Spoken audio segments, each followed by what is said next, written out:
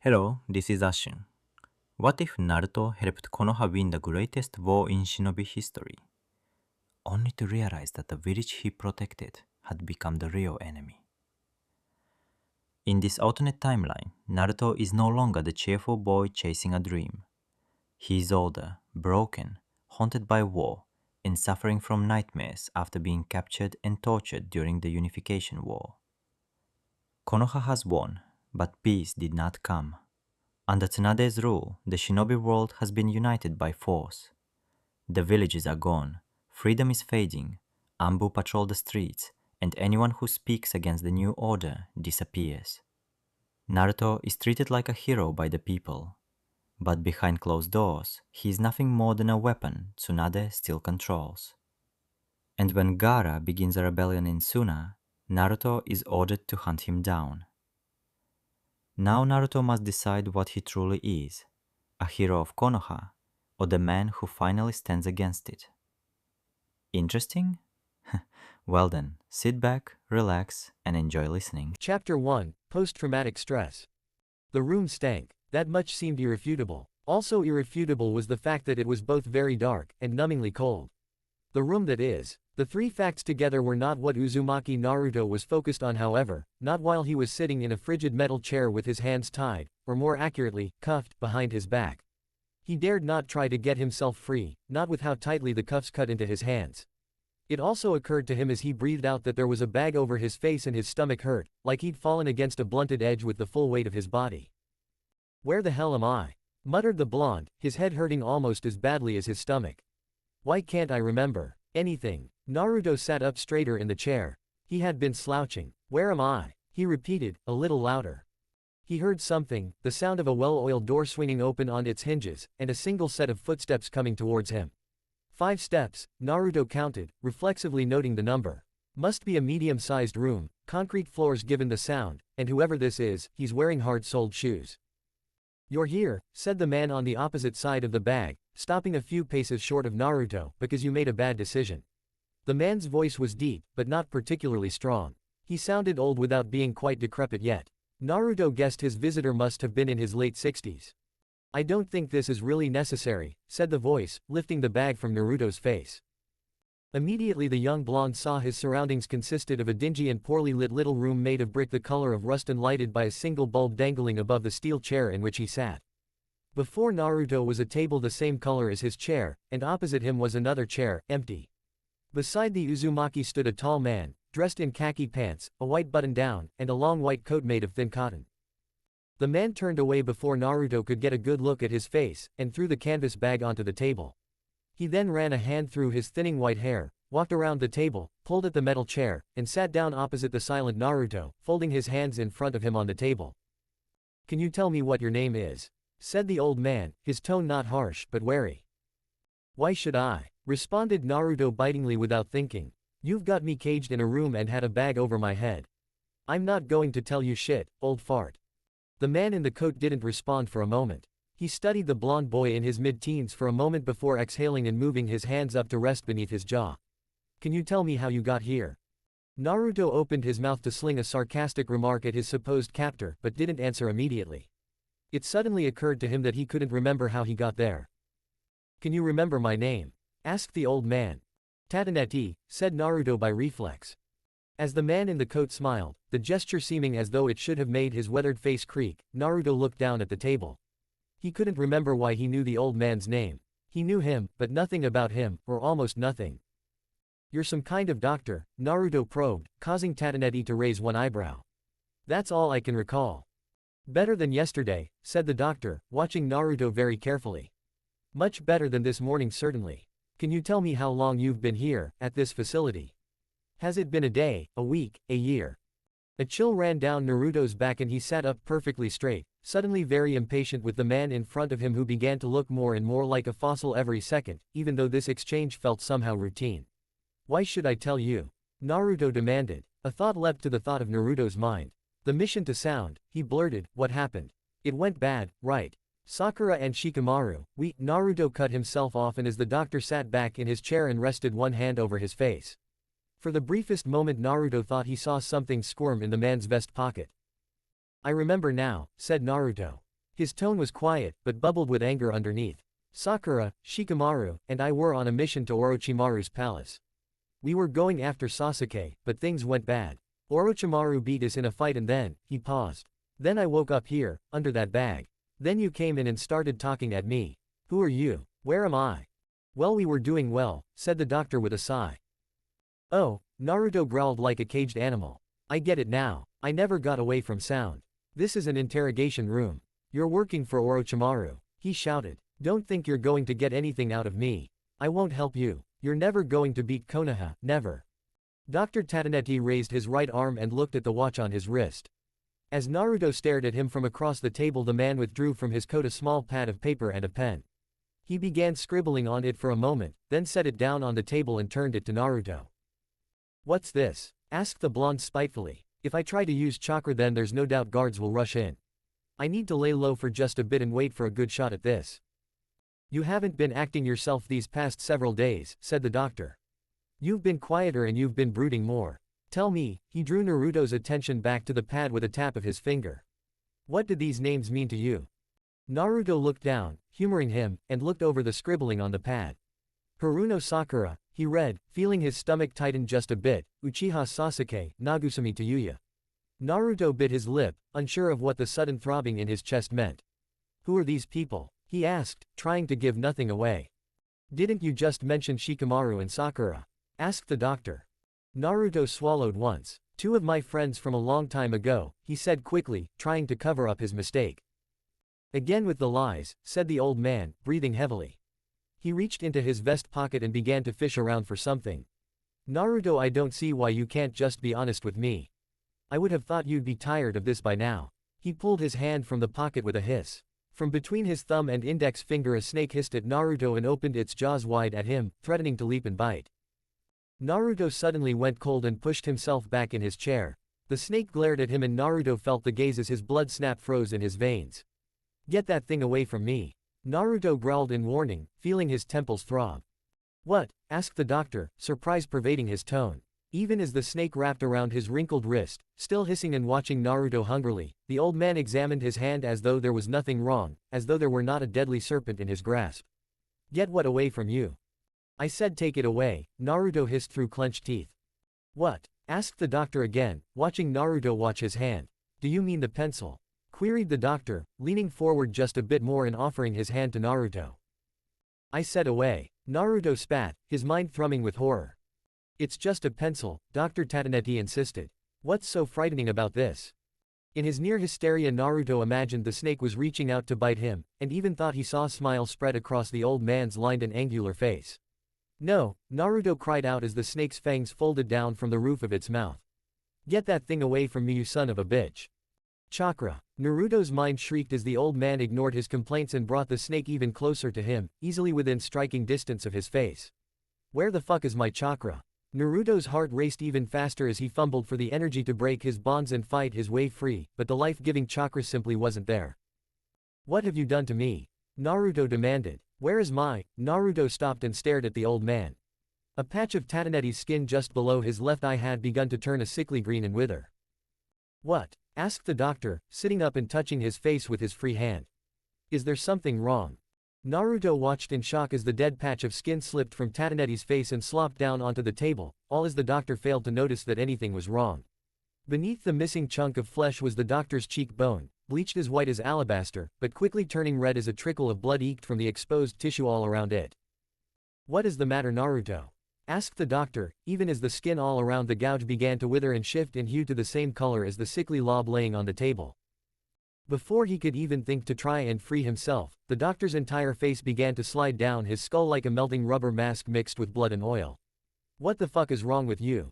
Naruto shouted as Tsunade stood up and let his face, a dumb look squished into his features, roll straight from his head and onto the floor with a plop. Immediately the room filled with the scent of iron and death. I think you need to calm down right now, said Tsunade in a gravelly voice as he took a step back from the table. You're suffering another episode and you need to calm down. Naruto, wide-eyed in death from the thrumming of his heart, pulled wildly and jerked at the cuffs around his wrists. The fetters cut into his skin, but Naruto didn't care. With no chakra, this was his only chance of escape. Guard! Shouted Tsunade's skull. Naruto turned as the steel door of the room burst open and a figure robed in a tan garment rushed in. No! Naruto screamed, seeing the white face and long black bangs. The purple makeup and yellow eyes were a dead giveaway. The guard rushed over to Naruto, who was beginning to bend the cuffs holding him, and raised his hand to strike. A large snake erect as a board sprung from Orochimaru's sleeve into his hand, and the Sannin swiped down at Naruto, clubbing him in the side of the head with the reptile. Naruto and his chair tumbled to one side and he struck his head on the concrete floor, washing his world over with black. Orochimaru! Naruto shouted at the top of his lungs, lurching up and throwing off the cloth he feared might be trying to strangle him. Yet, the blonde ninja paused, huffing for air and looking all around. He was in his bedroom, it was morning, and the sun was shining in through the floor-to-ceiling window in one wall. Outside it was springtime in Konoha, and inside, right beside Naruto, a red-headed girl who had been curled up against him opened her dark eyes and looked curiously up at him. "Another nightmare?" asked Tayuya, not unkindly, mourning still coloring her voice. Naruto sighed, dropped back onto the ample supply of pillows and threw his arm over his face, hiding his eyes behind the bend of his elbow. He took a haggard breath. "Yeah," he mumbled as Tayuya rolled onto her side and propped herself up on her elbow to look on him. The corner of the redhead's lip tugged up in a sad smile. "Well," she said, "at least now it's over and you're back safe here with me." Her smile widened as she tried to sound as comforting as she could. Naruto sighed again but didn't answer. He lay on his back thinking and resting his eyes. He'd just woken up, but as always happened when he woke up from one of those nightmares, he was still as tired as when he first went to bed. "Every damn night," he muttered, wrapping an arm around Tayuya as she let herself down and rested her head on his chest, her thick, waist-length hair draping over the bed. "Every damn night for a year after the war. The medicine helped and got me back to the point where I could sleep again, but now even that's not doing any good. I feel—" "Don't think about it," said Tayuya, her voice a coo. "You're safe here now. You can just rest all you like." "That's not the point," said Naruto. "I'm a ninja. I should be able to handle this." "Shish," the woman shook her head and shifted to look up at him. "You are handling this," she said. "You're getting better. But you saw a lot of horrible things during the Unification War." "Even so," said Naruto, adjusting his arm as his fingers began to tingle. "What I did or didn't see shouldn't have taken this kind of toll." Tayuya frowned at him a little. Her old temper broiled quietly but she pushed it back. "And, as Tsunade-sama was so fond of pointing out, you were captured and held prisoner for more than a year, Naruto. You were out on the front lines and you saw things no one should ever have to cope with. People don't just forget that, and there's no reason to beat yourself up for it. You did the best you could every time no matter what, and Konoha came out on top in the end because of all your hard work." The blonde didn't answer immediately, watching as shadows from the tree outside swept across the roof and jumped back and forth like the silhouettes of dancers before a fire. The wind outside must have been rough to move the great oak so violently. "It took such a long time," he said as much to himself as to Tayuya. "Naruto, all I want is for you to be happy." She kissed his chest once and looked back up at him. "And you really are getting better." She put one on either side of Naruto and pushed herself up along him, letting the white linen sheets fall into the small of her back. Her face hovered over his for a moment as they studied each other. "I'm sorry," Naruto said quietly, reading her face and knowing she was hiding the pain with a caring smile. What she really saw, he guessed, must have made her feel something like the torture he knew under Orochimaru. However, he knew she cared and that kept him going. "But listen to me, a burned-out ninja rambling on like this. Today I'm not going to be pessimistic at all, cross my heart." Tayuya smirked. "You weren't so burned out last night." Naruto laughed once, almost bitterly. "Well, I guess maybe I still have a little fight left in me." 25 years old, I should hope you do," said the redhead, sliding off him and sitting up. She looked around the room at all of the sunbathed furniture glimmering in the light diffusing through the thinly curtained window. The only hint of the blasting wind beyond the thin glass was the shaking tree. The next Hokage will need at least a little bit of fight if he wants to be any kind of useful at all. Naruto smiled but didn't sit up. He cocked his head to the side and watched Tayuya as she stood up. It seemed to him like a scene from a novel as the linen which had been draped across her waist like a skirt fell away. The redhead took an absent-minded step forward, swaggering her hips as she always did when she wasn't trying not to look alluring. For the first several months of their marriage, Naruto frequently mentioned Tayuya's being distractingly sexy, and ever since she'd begun making conscious efforts to be less alluring when in public. Naruto grinned as he watched her. "Oh," said Tayuya, now making no effort to be modest as she caught Naruto looking at her. She turned away and crossed her arms in front of her chest. "Do I even want to know what you're thinking?" Scratch that, she cut herself off. Tell me exactly what's on your mind right now. Naruto smiled to himself at her commanding, but simultaneously virginal tone. My mind's a blank, he joked. He caught Tayuya's eye as she looked over her shoulder at him. So, she said, shifting her weight to emphasize her figure. You're trying to say you weren't thinking you'd married the woman with the finest and most faultless ass in Konoha. Tayuya put her hand on her hip and spread her feet wider to tease him. Naruto shook his head and glanced down her legs. I'm not sure you want to know what I'm thinking right now. Tayuya smiled. She liked this. Oh, I don't know, she said, turning around to face him, bending forward and pressing her hands in the fork of her legs, framing her breasts in her arms for him as she did so. She smiled in the way a wife with a healthy appetite does and stroked her thighs with her index fingers as Naruto watched. Try me. Now Tayuya, you know what's going on here, said Naruto in mock chastisement.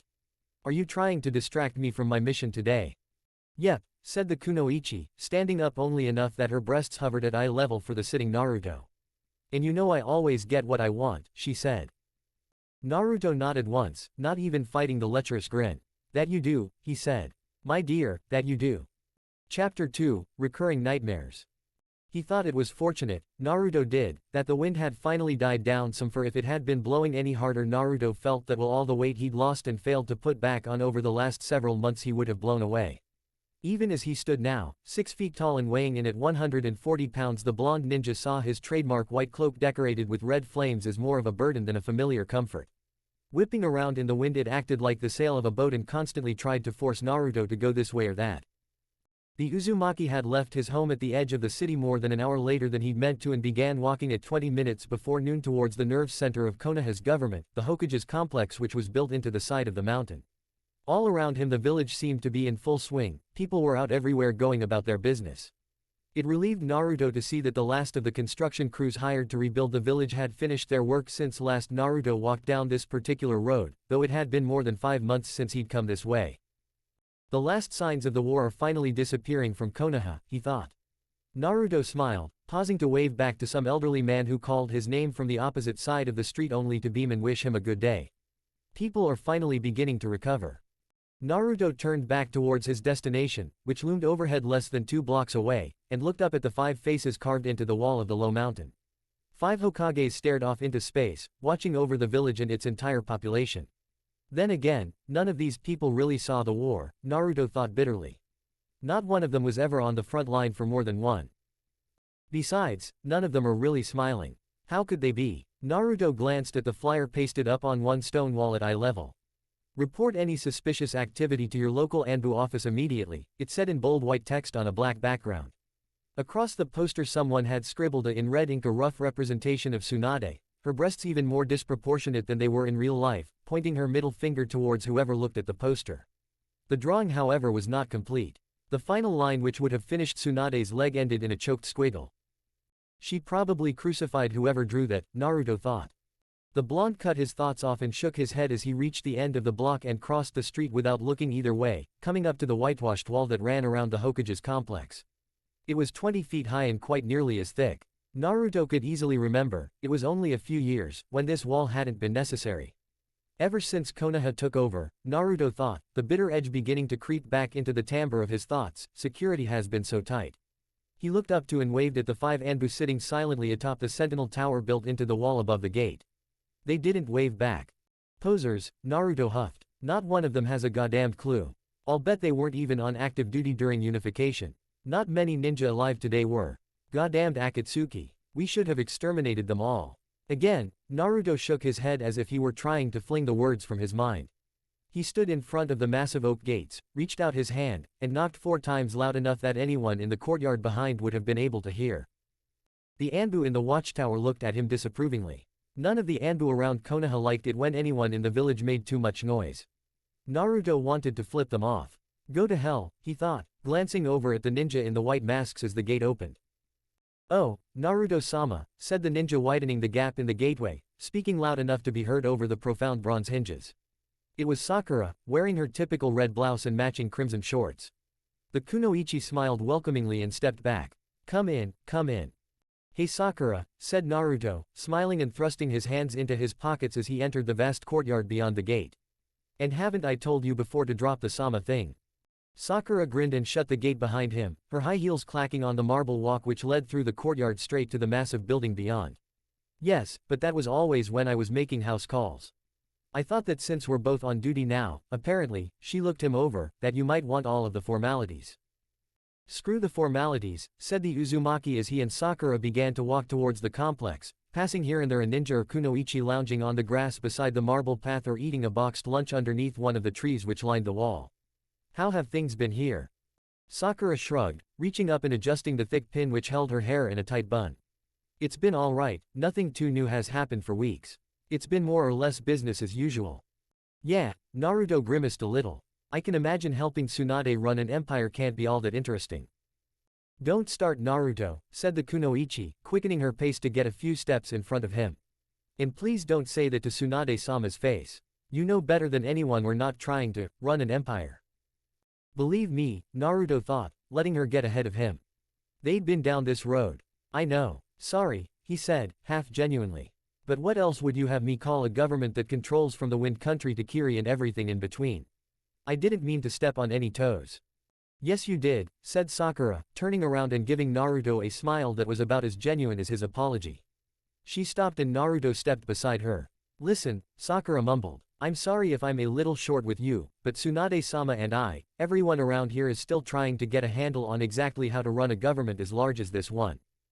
I know, said Naruto, not unkindly. This scale of this administration is completely unprecedented. Konoha's territory encompasses everything on the continent. That's never happened before and people are going to have to deal with a few compromises until the government can streamline itself. Sakura laughed once, recognizing the propaganda. I see you've attended one too many of the Hokage's press conferences. And I've been listening to the commercials, said Naruto as they reached the complex climbed the stairs to the massive wooden deck. And I've read the flyers stuck to every street corner, and I've heard the radio broadcasts. Did you know that in Kiri a young man was executed on charges of treason a week ago? Sakura shivered once. And, she probed. And, Naruto continued, he was charged with treason for telling one of Konoha's ANBU to kiss his ass when the ANBU demanded to search his house without a warrant. I hadn't heard anything about that, said Sakura quickly, pulling open the big door to the complex and stepping inside, beckoning for Naruto to follow her. Neither had I, said Naruto, as none of Konoha's news channels are covering it, the Post isn't reporting it. Hell, I probably wouldn't have found out if not for the man's mother coming to Konoha to protest to the Hokage and demand reparations. Why did she come to you? Asked Sakura. Why didn't she ask one of the ANBU to show her to the Hokage?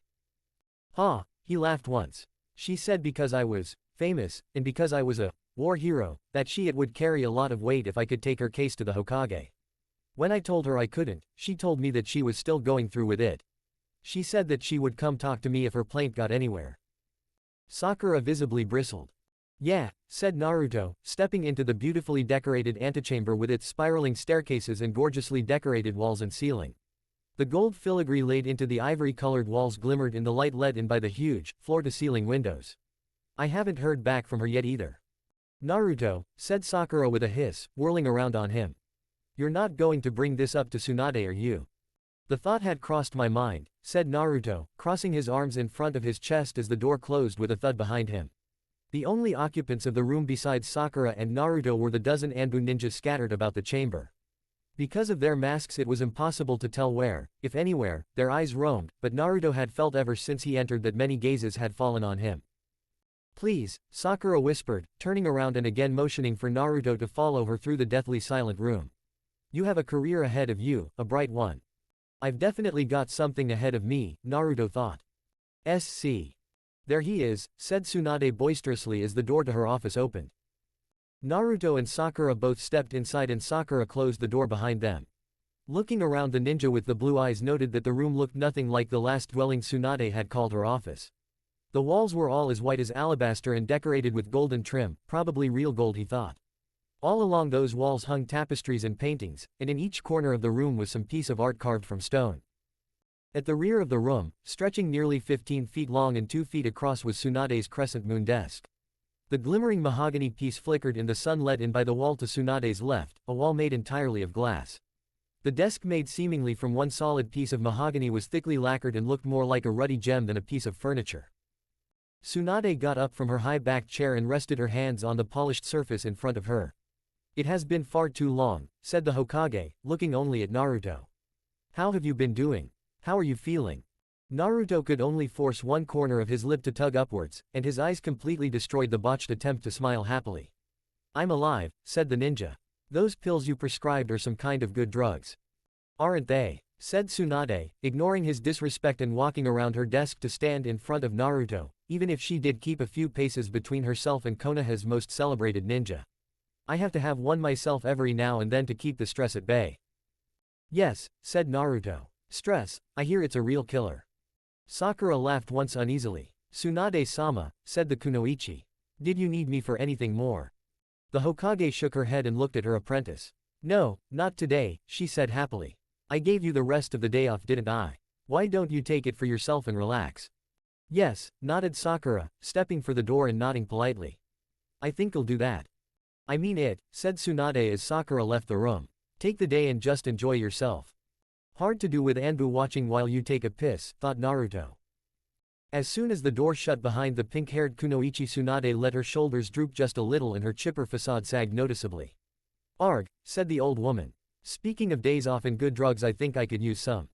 This has been one hell of a something kind of day. She walked back around her desk and sat in her chair. Alcohol just not quite taking the edge off? Asked Naruto, stepping forward and sitting in the chair, not minding his tone or demeanor. Tsunade laughed once. I know I can trust you, said the old woman, pulling open a drawer in her desk and removing a tall white bottle and a pair of stone cups. That's why I'll let that kind of sarcasm, from you, slide. She filled one cup to the brim with a clear liquid that smelled very strongly of alcohol. Are you abstaining? She asked politely.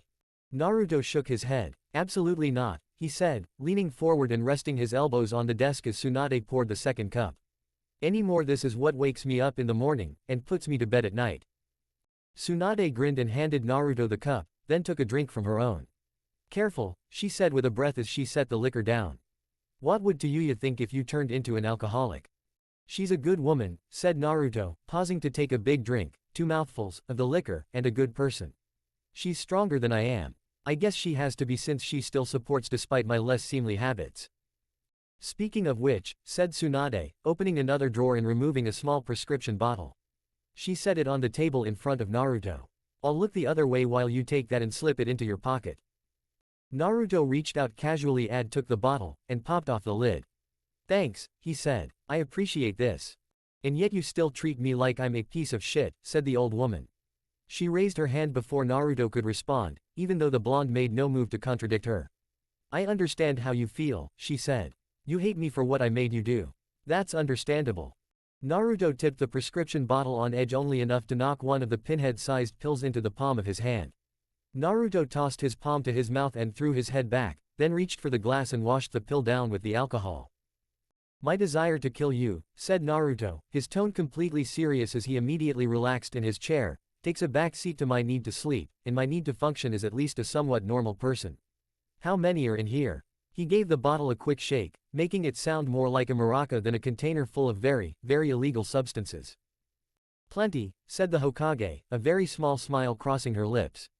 You'll be sleeping like a baby for months. Her tone darkened briefly, but only with seriousness, not with any trace of anger. I do wish you'd stop insisting that you're going to kill me someday though, she said. I am the Hokage after all. You're a tyrannical and homicidal bitch who's blood drunk with her own power, Naruto added, completely at ease with his manner. You've conquered the world and now you're conquering the people by taking away all of their freedoms. Everyone knows it but no one will stand up to you. And don't feed me that propaganda bullshit. I've already heard it twice already today. Tsunade winced but didn't retort. Now, said Naruto. You implied that you had work, he probed, sinking back into the richly upholstered chair. When did I say that? Asked the Hokage. You never said it, said Naruto, staring at the ceiling as the pill began to work in unison with the alcohol. But if you didn't have some kind of assignment for me, you would never tolerate me being this disrespectful. You'd have had me crucified for my first alcohol jeer. Tsunade grinned and shook her head once, getting to her feet and walking to the windows. She stared outside in silence for a moment, leaving Naruto content to enjoy the buzz in the back of his head. You're right on all but one count, said the Hokage, watching as a squad of ANBU officers leapt from roof to roof in the village below. Her tone was devoid of all her former civility. First, I would have had you killed for all this disrespect if I didn't have something for you to do, and second I do have an assignment for you. Thought so, said Naruto. So what's the job? Well, you were wrong about one thing, said the Hokage. She let the silence fall as Naruto's mind worked. You know, said Naruto. We really could have been good friends if you weren't such a bitch. After all, we both had the other one completely figured out during the Unification War with Akatsuki and the other villages. As long as you left Tayuya alone I would do whatever you wanted, and as long as I killed whoever stood between you and power, you would leave Tayuya alone. We had the perfect relationship. Tsunade nodded once. Too bad, she said. Now, do you want to know what your assignment is? By all means, said the blonde. Cut the foreplay. There's a rebellion in Suna, Tsunade said flatly, not looking back in from the window. So it's back to the killing then, Naruto noted. You are the war hero, said the Hokage. Isn't that what heroes do, get other people killed? Or kill them, said Naruto. Who then? Tsunade smiled. You remember Gaara-kun? Yes, he was the Hokage in Suna before you dissolved the position after the war. He's taken up arms, has he? Him and about 20 very angry ninja, they burned the prison camp where I was holding them and escaped into the desert 4 days ago. And you want me to kill him? Won't that cause a bit of a stir? Asked Naruto. Wait, he held up his hand. I forgot. The Hokage's administration has complete control over the media. No one will hear a word. Good boy, said the Hokage smugly. You leave tomorrow morning. Go home and enjoy your day with Tayuya-chan. I'll send Kakashi to get you when it's time to go. You'll be leading a team of 10 of your old war friends into the fray. Hey, Naruto laughed once, finishing his drink. War friends. War. Seems that's about all I'm cut out for, isn't it? Naruto got to his feet. The fact that he was completely composed under the effects of Tsunade's drug must have been a testament to something. I'll need a full briefing, who he has, where he is, when he can get from one place to another, a full profile and capabilities outline. Also, I want Shikamaru on the team. He was married to Gaara's sister so he might be useful later. Kakashi will have all the pertinent information, said the Hokage. Oh, and before I go, said Naruto. I know, Tsunade cut him off. If I even think about touching Tayuya all bets are off. You'll expose me, you'll come for my head and kill anyone in your way. We had the talk 100 times in the war, Naruto. I'm not going to hurt Tayuya. She is the only thing between you and me after all, that and my pills.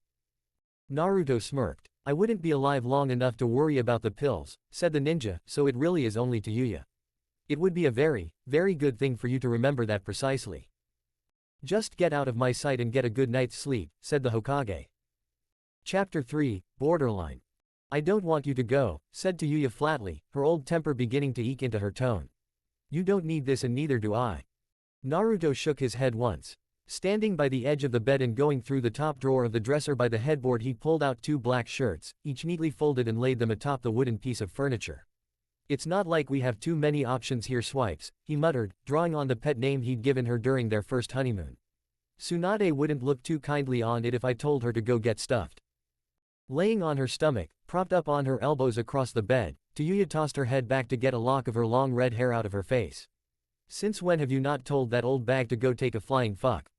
Her tone rose a bit as she frowned more deeply. Naruto, you could get hurt, badly. This is Gaara we're talking about. You saw him in the war. Fighting on his own he killed 2 of Akatsuki's ninja and wounded a 3rd.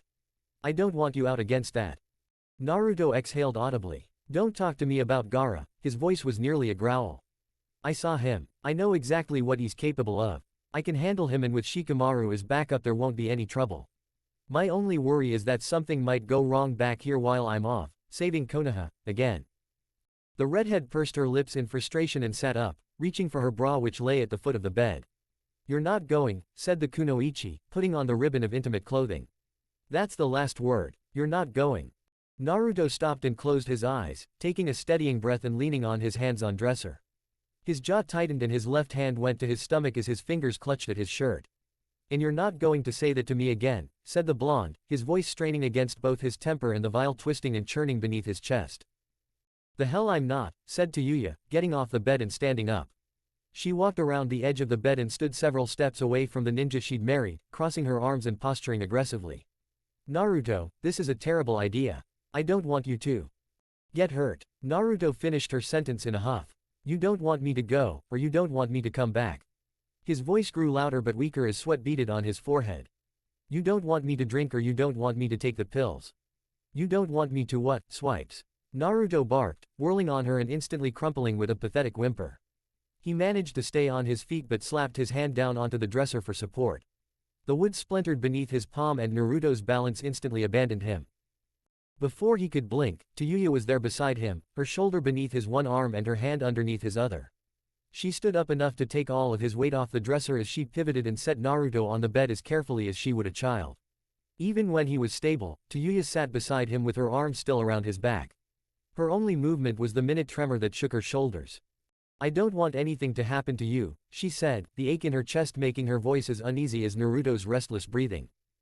The blonde ninja didn't respond. He sat staring at the floor in front of him with drooping but clear eyes. Tayuya watched his face for a long minute and turned away only long enough to grab the washrag setting on top of the dresser. You always overheat when you drink too much, said Tayuya.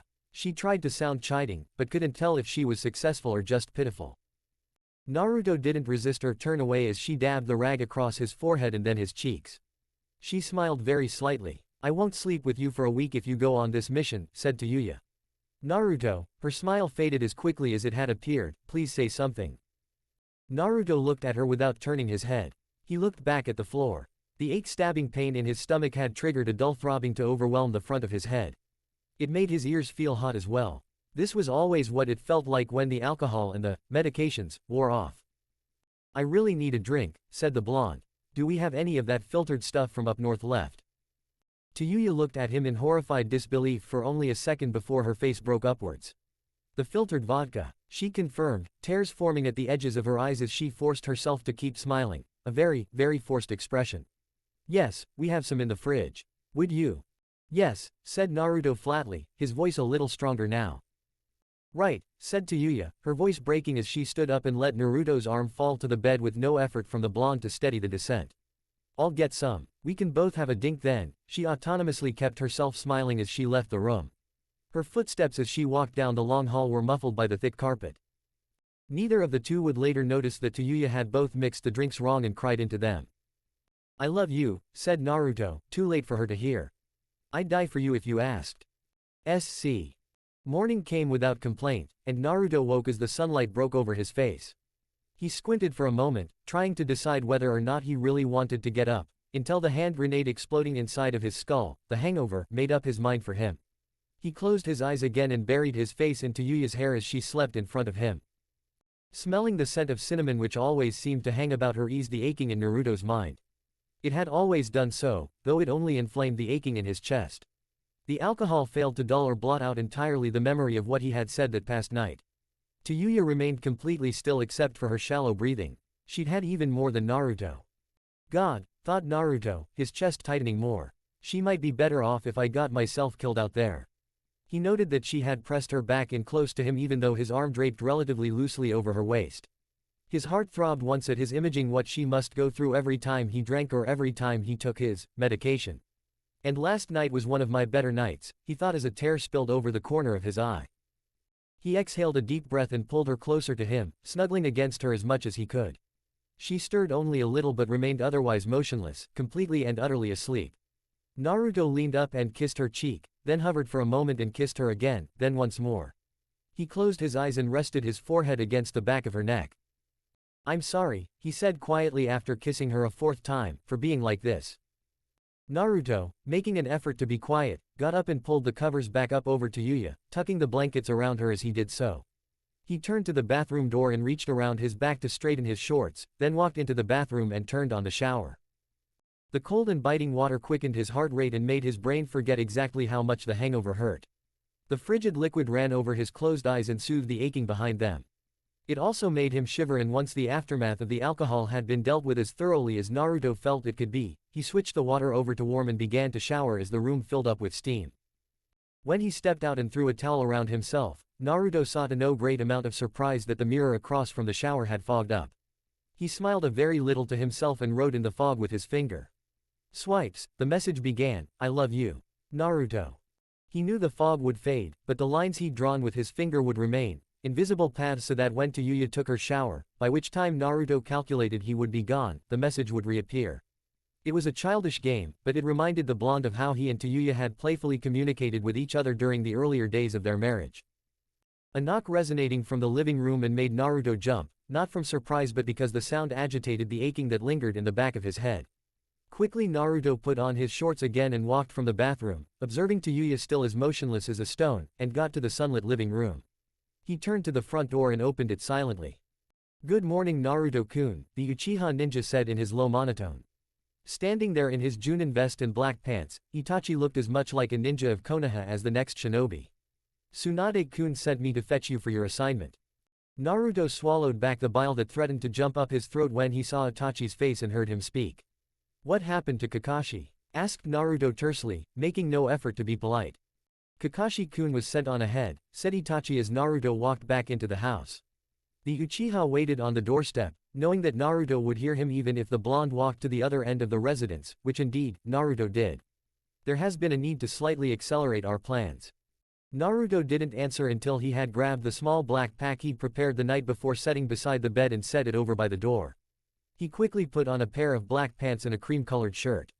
From the closet he took a blood-red cloak, decorated with black flames at the bottom, and slipped it on with a quiet rustle. Tayuya stuttered in her sleep only a little and rolled to face Naruto, still dreaming. Naruto smiled very sadly as he looked at her, and drew a small pad of paper and pen out of the dresser's bottommost drawer. He scribbled a quick but genuine note, tore it from the pad, and slipped it into Tayuya's hand. "I'll see you soon swipes," Naruto whispered in her ear before turning and picking up his pack from beside the door. He took one step to leave the room, then stopped and reached into his pants pocket. Feeling the little prescription bottle set his mind more at ease as he walked back to the living room and faced Itachi. "Ready?" asked the Uchiha, his voice as bland as ever. Naruto nodded and stepped outside, shutting the door behind him and hearing the magnetized lock click into place. Knowing that Tsunade couldn't just send someone after Tayuya through the front door was comforting, and knowing that all of the glass windows and the house were reinforced provided a similar sense of security. "Let's get out of here," said the blonde ninja as he and Itachi began to walk down the side of the street. Itachi opened his mouth to speak, but before he could say a word two men rushed towards Naruto cheering. "There he is," one of the men shouted, beaming. "Naruto will take care of them for sure." "Yeah," shouted the second of the young men. "Go get them Naruto. We're behind you 100% hero." Naruto made himself a smile and wore it like a mask as people on either side of the street began to whoop and shout his name, cheering him on and loudly wishing him their best. One woman in particular ran up to him, stopping just outside arm's reach, and smiled from ear to ear towards him. "You'll take care of us again, Naruto-sama. I know you'll do it." Naruto nodded and patted the woman on the shoulder as he passed, not really caring that a dopey look overtook her eyes at his touch. "Hey," the blonde whispered to Itachi, still holding his forged grin and waving like a celebrity. "What the fuck is all of this about?" Itachi, completely ignoring the fanfare, walked on. "You don't read the Morning Post, do you Naruto-kun?" Naruto shook his head as the crowds cheering his name began to disperse as he and Itachi came within sight of the whitewashed wall of the Hokage's complex. Several ANBU operatives had appeared from nowhere among the gatherings of people and began to direct them to go about their business and to not be noisy about it. "I get tired of all the pro-Konoha bullshit. Tsunade forces all of the papers to run," he said only loudly enough for the Uchiha to hear. "So are you going to tell me why all these people are so happy to see me?" "You're their hero," said Itachi, an edge of sarcasm in his voice. "You won the war and saved all of their lives from the evil monsters of Akatsuki. Why wouldn't they be pleased to see you?" "Cut the shit Itachi," Naruto hissed, letting his smile evaporate. "Tell me what's going on or I'll kill you myself. I might just kill you anyway if I can't think of anything you've done right since the war." Itachi sighed. Yes, and Tsunade would probably let you get away with it to save face for the village. You are after all the war hero and I'm the villain turned traitor. Last night Gaara's forces attacked Suna directly and raided the village. They broke right through the town guard, slaughtered half of the garrison of Leaf Ninja, and stole enough gold from the wind's coffers to buy themselves a country. "They broke right through the guard?" asked Naruto, his curiosity overriding the urge he suppressed to rip Itachi to ribbons. "Yes," said the Uchiha. "This development means that either the Rouge Ninja are stronger than we originally guessed or the guard knew they were coming and let them in," Naruto finished. "Either way, Tsunade wants you to investigate and thanks to our mutual friend Zetsu." Again Naruto had to swallow back bile at the mention of another ninja he had been forced to let live. "We now know where Gaara's forces are hiding." "I'll take care of it," said Naruto. "Who is going to be on the team going after them?" You're to lead the effort, said Itachi. Nara Shikamaru is your lieutenant, Hitaki Kakashi will accompany you, as will I and Sakura. Hyuga Hinata and her subordinates will make up the rest of the 10-man team. 10. Asked Naruto incredulously. Tsunade is sending us against Gaara with only 10 ninja. Has the old bitch finally gone senile, is she just trying to get us all killed? Hinata has become truly godlike with her Byakugan, and besides her there will be 4 other advanced Hyuga warriors, Itachi commented. Kakashi and I are both masters of the Sharingan, even you can't deny Shikamaru's skill, and Sakura proved herself by your side during the war. Besides, we have both the enemy's location and the element of surprise. The 2 ninja crossed the street and began walking parallel to the white wall of the complex. Actually, said Naruto, I think Tsunade is just trying to ensure that I feel pressured enough to win that I don't kill you in front of Sakura and thus throw away a strong asset. Asset, Itachi's lip twitched into a grin as his sarcasm became barefaced. Funny, that's exactly what Tsunade called Sasuke, an expendable asset. Itachi swallowed the last word as Naruto's hand locked around the Uchiha's throat like a vice. Before Itachi could even try to breathe, Naruto had spun him around and slammed his back into the wall with such force the dust collecting atop the wall shook off and fell like a haze. Naruto reared back as a Rasengan exploded to life in his hand. You arrogant fuck, Naruto hissed, posturing to drive the attack into Itachi's face. If I ever hear you mention Sasuke again, I swear I'll kill you and give your head to Sakura as reparations. The rage in Naruto's eyes actually stopped Itachi from speaking. And if you say one word to her on this excursion, Naruto continued, growling. You'd better pray that Gaara has mercy on you, because I'm going to feed you to him in tiny pieces. Itachi laughed until Naruto tightened his grip and brought the Rasengan close enough to his face that the Uchiha's skin began to turn red from the windburn. Itachi choked out haughtily, not resisting Naruto. You're threatening me in broad daylight. Ask me if I give a damn, said the Uzumaki. Stay away from Sakura and don't even think Sasuke's name ever again. Fine, fine, said Itachi. You've got a deal. Let's just get this over with. Naruto let the Rasengan fade, but made sure that one of the blades from the vanishing ball of chakra whipped out and slashed a red line across Itachi's cheek. The Uchiha didn't flinch. Next time, Naruto warned. Naruto-sama, said a cool voice from behind the blonde. Naruto let go of Itachi's throat and turned around to see 5 ANBU operatives standing behind him in the street. Sir, with respect, we must ask that you refrain from such displays or what? Naruto growled. All 5 of the operatives took a step back as the crowds all around continued about their business as if nothing was going on. You'll arrest me? He asked. I would love for you to try, and I don't think any of the villagers here would really mind if 5 of you bloodsuckers vanished. You're all a pack of pathetic leeches. Get the fuck out of my sight before I rip your heads off and tell Tsunade you had it coming. 2 of the ANBU looked at each other and then on a silent order all 5 vanished in whirls of leaves. Naruto snorted once and turned back to Itachi, who only put his hands up mockingly in surrender. Shall we? Asked Naruto tersely. By all means, said the Uchiha. Just out of curiosity, how drunk did you get last night? Get the fucking door, Naruto snarled, feeling his face get red as a thin layer of perspiration formed across his face. Itachi without a word turned and knocked on the wooden gate. Naruto turned around and looked into the crowd. Most of the people glanced at him with a quick smile and then went on, but the blonde watched as 2 teenage girls, neither one aware that he had his eye on them, went about a hushed conversation. Man, did you see how he talked to those bastards? Asked the one girl. I totally did, the other squealed girlishly, trying to keep herself quiet but failing. Naruto-sama is so awesome. It will be great when he takes over as Hokage. Yes, yes, yes, said the first girl, tousling her blonde hair. Maybe he'll get all of these stupid ANBU to cool their jets and things can get back to the way they were before Tsunade Debu won the war. That would be so incredible, said the second girl. When he becomes Hokage, he could set his sandals outside my bedroom door any day. Both girls giggled and the first played with her bangs. I don't know, she said. He's already got my free pass to my house. Both girls giggled again, until an ANBU officer appearing behind them both silenced their merriment. All right ladies, said the ninja in the mask, his voice indistinct. Move along. Why don't you make us? The second girl blurted, only realizing what she had said well after she'd said it.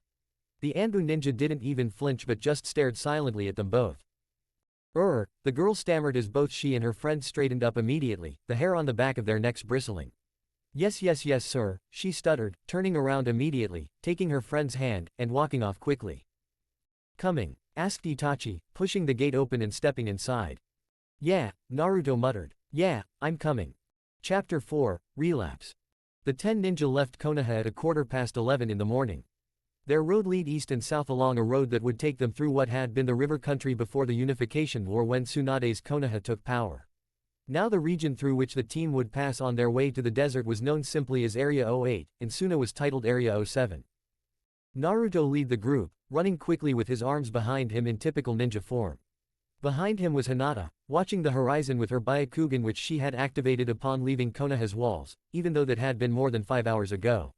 Behind Hinata was Itachi, then 2 Hyuga and Sakura, followed by Kakashi and the 2 more Hyuga. Shikamaru brought up the rear. Passing through the dense forest that made up most of the fire countries, though now it was called Area 01, slowed their progress negligibly as Hinata quickly located the most efficient route through the brush and trees. Naruto made a point to acknowledge every direction she provided with a quiet, "Thanks. We should be coming up on 01's borders in the next few minutes," said Shikamaru from the back of the group, catching Naruto's ear. "From there it will only be a few more hours until we reach the borders of Area 07. Isn't there a small village right on the border not too far from where we're going?" asked Sakura. Hinata nodded. "It's a mile and a half out of our way," she responded, spotting the small collection of homes and buildings though there were still miles between her and the village. "Why do you ask?" said the Hyuga girl. Sakura shrugged as she ran. "I just thought that it might be a nice idea if we stopped in on the village for a few moments to make sure everything is running smoothly. It would be a kind thing to do." "We don't have the time," said Naruto bluntly and without any concern for the tone of his voice. "We can't afford to stop and help out around every little hamlet that's between us and Gaara. We need to keep moving." "I would like to though," Naruto thought, considering the proposition. There could be people there who could use the help of trained. Kakashi cleared his throat and spoke up. "We're not short on time," said the weathered Junin with the silver hair he now deserved. "Thanks to Hinata-kun we're actually ahead of schedule now. Naruto, why don't we drop in and check on things? If nothing else it will maintain a presence along KO1's borders." Naruto looked straight ahead and shrugged. "All right Kakashi-sensei," he said, glad Kakashi had kept the subject alive. "If you think it's a good idea we can go for it." He turned around to address the rest of the group as he and Hinata altered their course. "Let's keep this brief and sweet," he said. "Get in, ask how things are going, maybe clean a yard or something, and get the hell out. If anyone has anything major for us to do we can work as a team. I don't want this taking more than 20 minutes tops." Hinata and Sakura both grinned as the group began to shift towards the south. No one had much to say along the short deviant path, except Hinata who continued to guide them along the most efficient path possible. "It looks like there's some kind of stir in the town square," said the Hyuga woman as the group neared. She drew in a quick breath and blurted, "There's been an accident. A building or some big construction project in the center of the village collapsed and everyone is gathered around it. It looks like people were hurt." "Move in," said Naruto calmly though his voice reflected a sense of necessary haste. "Hinata, I want you to gauge exactly how many people, if any, are trapped in the rubble and I want Sakura to begin tending to the wounded immediately. The rest of you assess and get control of the situation, begin clearing wreckage as quickly and as carefully as you can." A few moments later Naruto broke through the edge of the forest wall into the clearing on the other side. Hinata followed with the rest of the group an instant later. A few dozen meters in front of them the outermost buildings of the village rose out of the ground. Huts with straw roofs were the mainstay of the infrastructure, but all of the ninja could see concrete structures, some multiple stories tall, farther in. Hurriedly Naruto led the team into the village outskirts, abandoned by locals, and towards the center of the hamlet via Hyuga direction and sparing no haste. As they progressed a few blocks in the structures began to grow higher and thicker as actual buildings replaced huts and shouts of terror and shock began to fill the air. "This place is larger than it looks from the outside," Naruto thought. Rounding a corner Naruto was the first to see the source of the commotion. Around a huge pile of rubble and twisted steel a crowd of people was gathered, shouting and hollering though most were standing around making noise and making no move for the wreckage. Next door was a construction lot, occupied only by the steel skeleton of a small building. "Get to it," said Naruto to his team before he turned back to the front. "Clear away," he shouted, his voice suddenly booming and commanding. Instantly the edges of the crowd of perhaps 2,000 people broke and turned to see what was going on, fear reflecting in their faces. "Clear a path," Naruto yelled, louder this time as people began to back away from the rubble. "We are here to help." Naruto leapt ahead of the group and began to into the crowd, landing in an open space between two women and quickly making for the disaster. Hinata reached the crowd and began making her way through as quickly as she could with the other 8 ninja following behind and beside her. People moved hastily out of the ninjas' paths, but it was still more than a minute before the team reached ground zero of the disaster. The sight was sobering. A pile of concrete rubble and metal rose 20 feet in the air and twisted piles jutted out from the mess like rotten fangs. Yellow police tape formed a barrier which kept the crowd at a reasonable distance from the scene. Sakura saw that a mere 5 rescue workers climbed over the rubble, calling out for anyone trapped beneath to give them some kind of sign. Naruto stood at the perimeter of the wreckage speaking with a man dressed in the uniform of a fire chief whom the pink-haired Kunoichi assumed to be the head of the rescue effort. Naruto turned away from the man quickly and saw Hinata had already directed her Hyuga bodyguards to begin scanning for survivors. Kakashi and Itachi had leapt to the top of the heap and begun to dig down, discarding the chunks and scraps towards the empty construction zone next door. Sakura, Naruto barked, catching the Kunoichi's attention instantly. The hospital is 2 blocks west of here. The injured were moved there. Move. Sakura acknowledged Naruto's order with a nod and turned west. In a burst of speed she took off running, dodging and weaving through the stunned crowd. Quickly, but calmly, Naruto turned around and faced the wreckage, a dozen different scenarios and plans running through his head in an instant as he chose a course of action. "Hinata!" shouted the Uzumaki.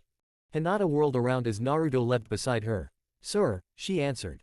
"How many?" asked Naruto, not looking away from the scene and raising his hands and biting his left thumb to draw blood. 19, Hinata answered hastily. Naruto flew through a series of seals and slapped the ground. A black snake of kanji raced from beneath his palm and formed an intricate seal on the ground.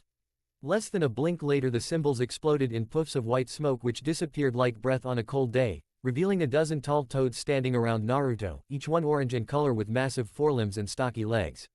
Immediately the crowd let out a cheer of celebration. The toads each looked capable of doing the work of 10 burly men.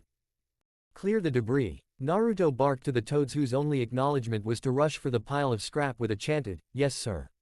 "And take it from the top." Naruto shouted after them. "We don't want it to collapse in on the survivors. Set the rubble in the construction lot." "Hey!" Someone on the edges of the crowd shouted as the massive toads formed a line from the top of the rubble to the yard next door and began heaving slabs of debris as large as themselves or even bigger away from the top. "That's Uzumaki Naruto." Naruto ignored his name as he ran for the rubble. One side had loudly caved in with a deafening crack and Hinata shouted that the shifting concrete had nearly severed a survivor's leg. Naruto jumped atop a stable piece of concrete next to the slab that had shifted. He pointed his right index finger down at the slab from beneath which a man was screaming out. "Hya!" Naruto burst as a blue spark and a line of white chakra shot from the finger's tip. The concrete chunk split straight down the center with a shriek but did not shift. It is. Another voice in the crowd yelled. "It's Uzumaki Naruto. It's the hero. He's here." Another voice asked as murmurs began to run through the crowd and all eyes fell on Naruto. Still oblivious to his reputation catching up to him, Naruto bent down, drove both of his flat hands down into the seam in the concrete, and with a titanic effort and a grunt, wrenched them apart like a colossal set of doors as the crowd renewed its cheer. Holding one slab up with his left hand, Naruto reached down into the gap with his bleeding right and heaved up a man whose leg looked to be hanging from his pelvis by a single bloody thread. Hinata was by Naruto's side immediately and scooping the man up in her arms. "I'll get him to Sakura," said the Hyuga woman, setting her hand on the wound as her fingers began to glow and the blood flow slowed. "He's to be priority," said Naruto as Hinata took off with the survivor. Even as the crowd continued cheering, Naruto grabbed both sides of the monolithic chunk of concrete he held up and lifted it over his head and with a grunt, threw it to the bottom of the disaster zone. The crowd went wild with the display, cheering and shouting that Naruto would save them. Naruto, however, heard only the directions of the Hyuga bodyguards, directing the ninja towards survivors as the Uzumaki turned back to work and began digging away the debris. "SC. You really did too much," said Sakura chidingly as she stood over Naruto, wrapping bandages around his bleeding fingers. She had just finished resetting 2 of the fingers Naruto had broken when a falling slab of rubble crushed his hand. He could have moved, but had he done so the woman he was rescuing might have come to harm. "And I wish you'd let me do this back in the village. That demon in your gut can mend wounds but they won't heal right if you don't set broken bones." "I did my job," said Naruto gruffly, looking around from where he sat at the tiny clearing where his team had stopped when Sakura insisted she examine Naruto's hand. "And I didn't want to stay in that village any longer than we had to. We needed to do the job and move on since we were already falling behind schedule." Kakashi grinned beneath his mask. "We did a good thing though. Thanks to us no one was killed in the collapse. We got everyone out alive, even if some did wind up a little worse for wear." Did you see how happy everyone was to see us? Asked Hinata, smiling from ear to ear. It's like we were superheroes or something. Itachi grinned sarcastically. Yes, that man who had to have his leg amputated was just ecstatic to see us, I'm sure. He probably can't wait to see another ninja. Naruto sniffed at the comment, and he probably won't see one ever again with the way Tsunade has every ninja in the country spying on the populace of Konoha. Naruto felt everyone in the group, excepting Itachi, bristle as he insulted the Hokage. He didn't care though. Don't you think it was odd that they didn't have any heavy equipment on the scene? He asked. Where could it have gone? Don't most villages have emergency equipment to deal with building collapses like that? I did think it was odd, said Hinata. Not odd, said Naruto. It was criminal. Those people would have been able to use their construction equipment to dig out the survivors if they hadn't sold every piece of it to meet Tsunade's taxes. Fuck, that building wouldn't have collapsed in the first place if it had been built with the proper supports the contractor couldn't afford because of Konoha's tax laws.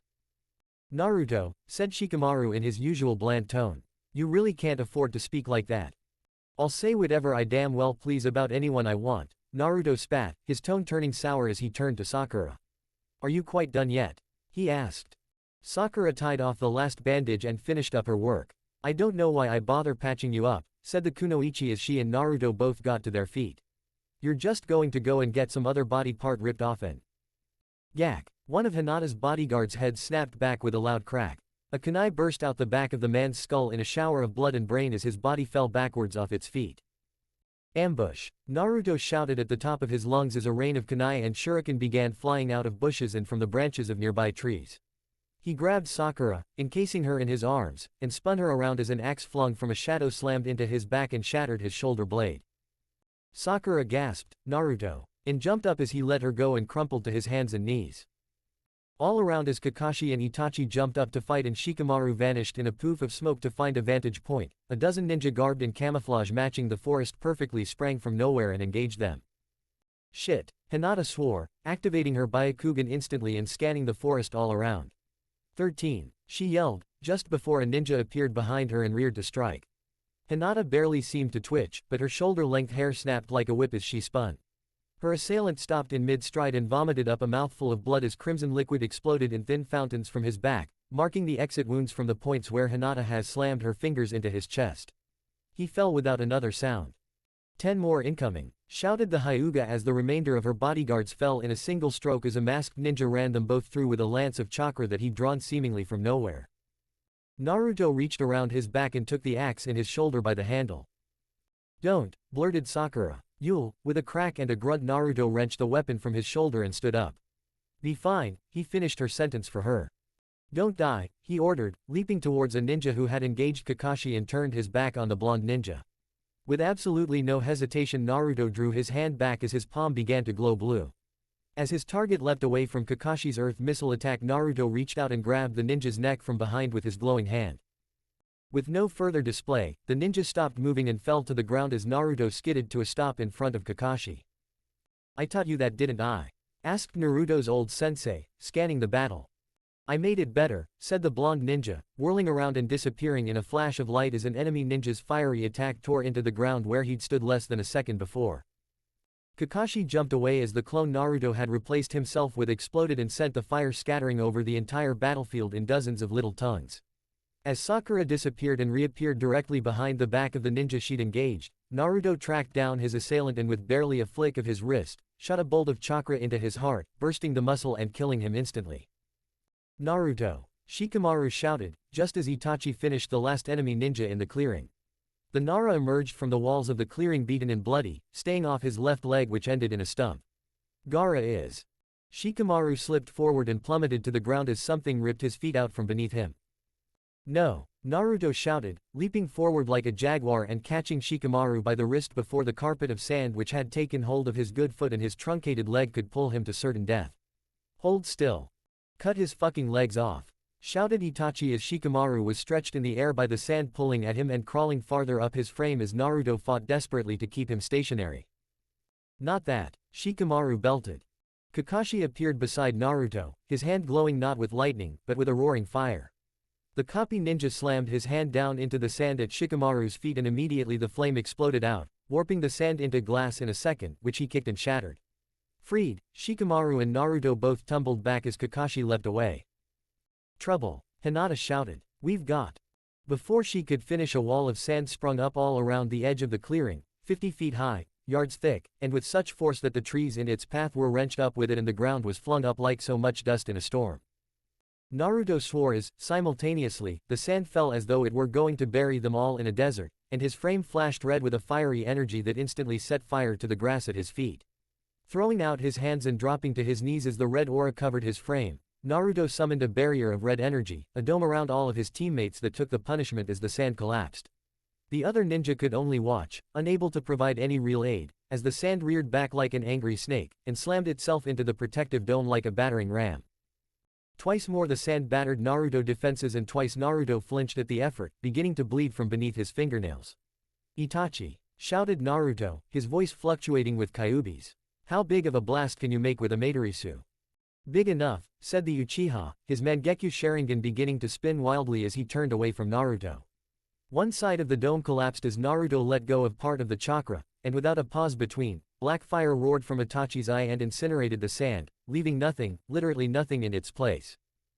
Go, Naruto grunted, standing up and reforming the dome into a bowl shape and throwing off the monstrous wall of sand as the others began to retreat.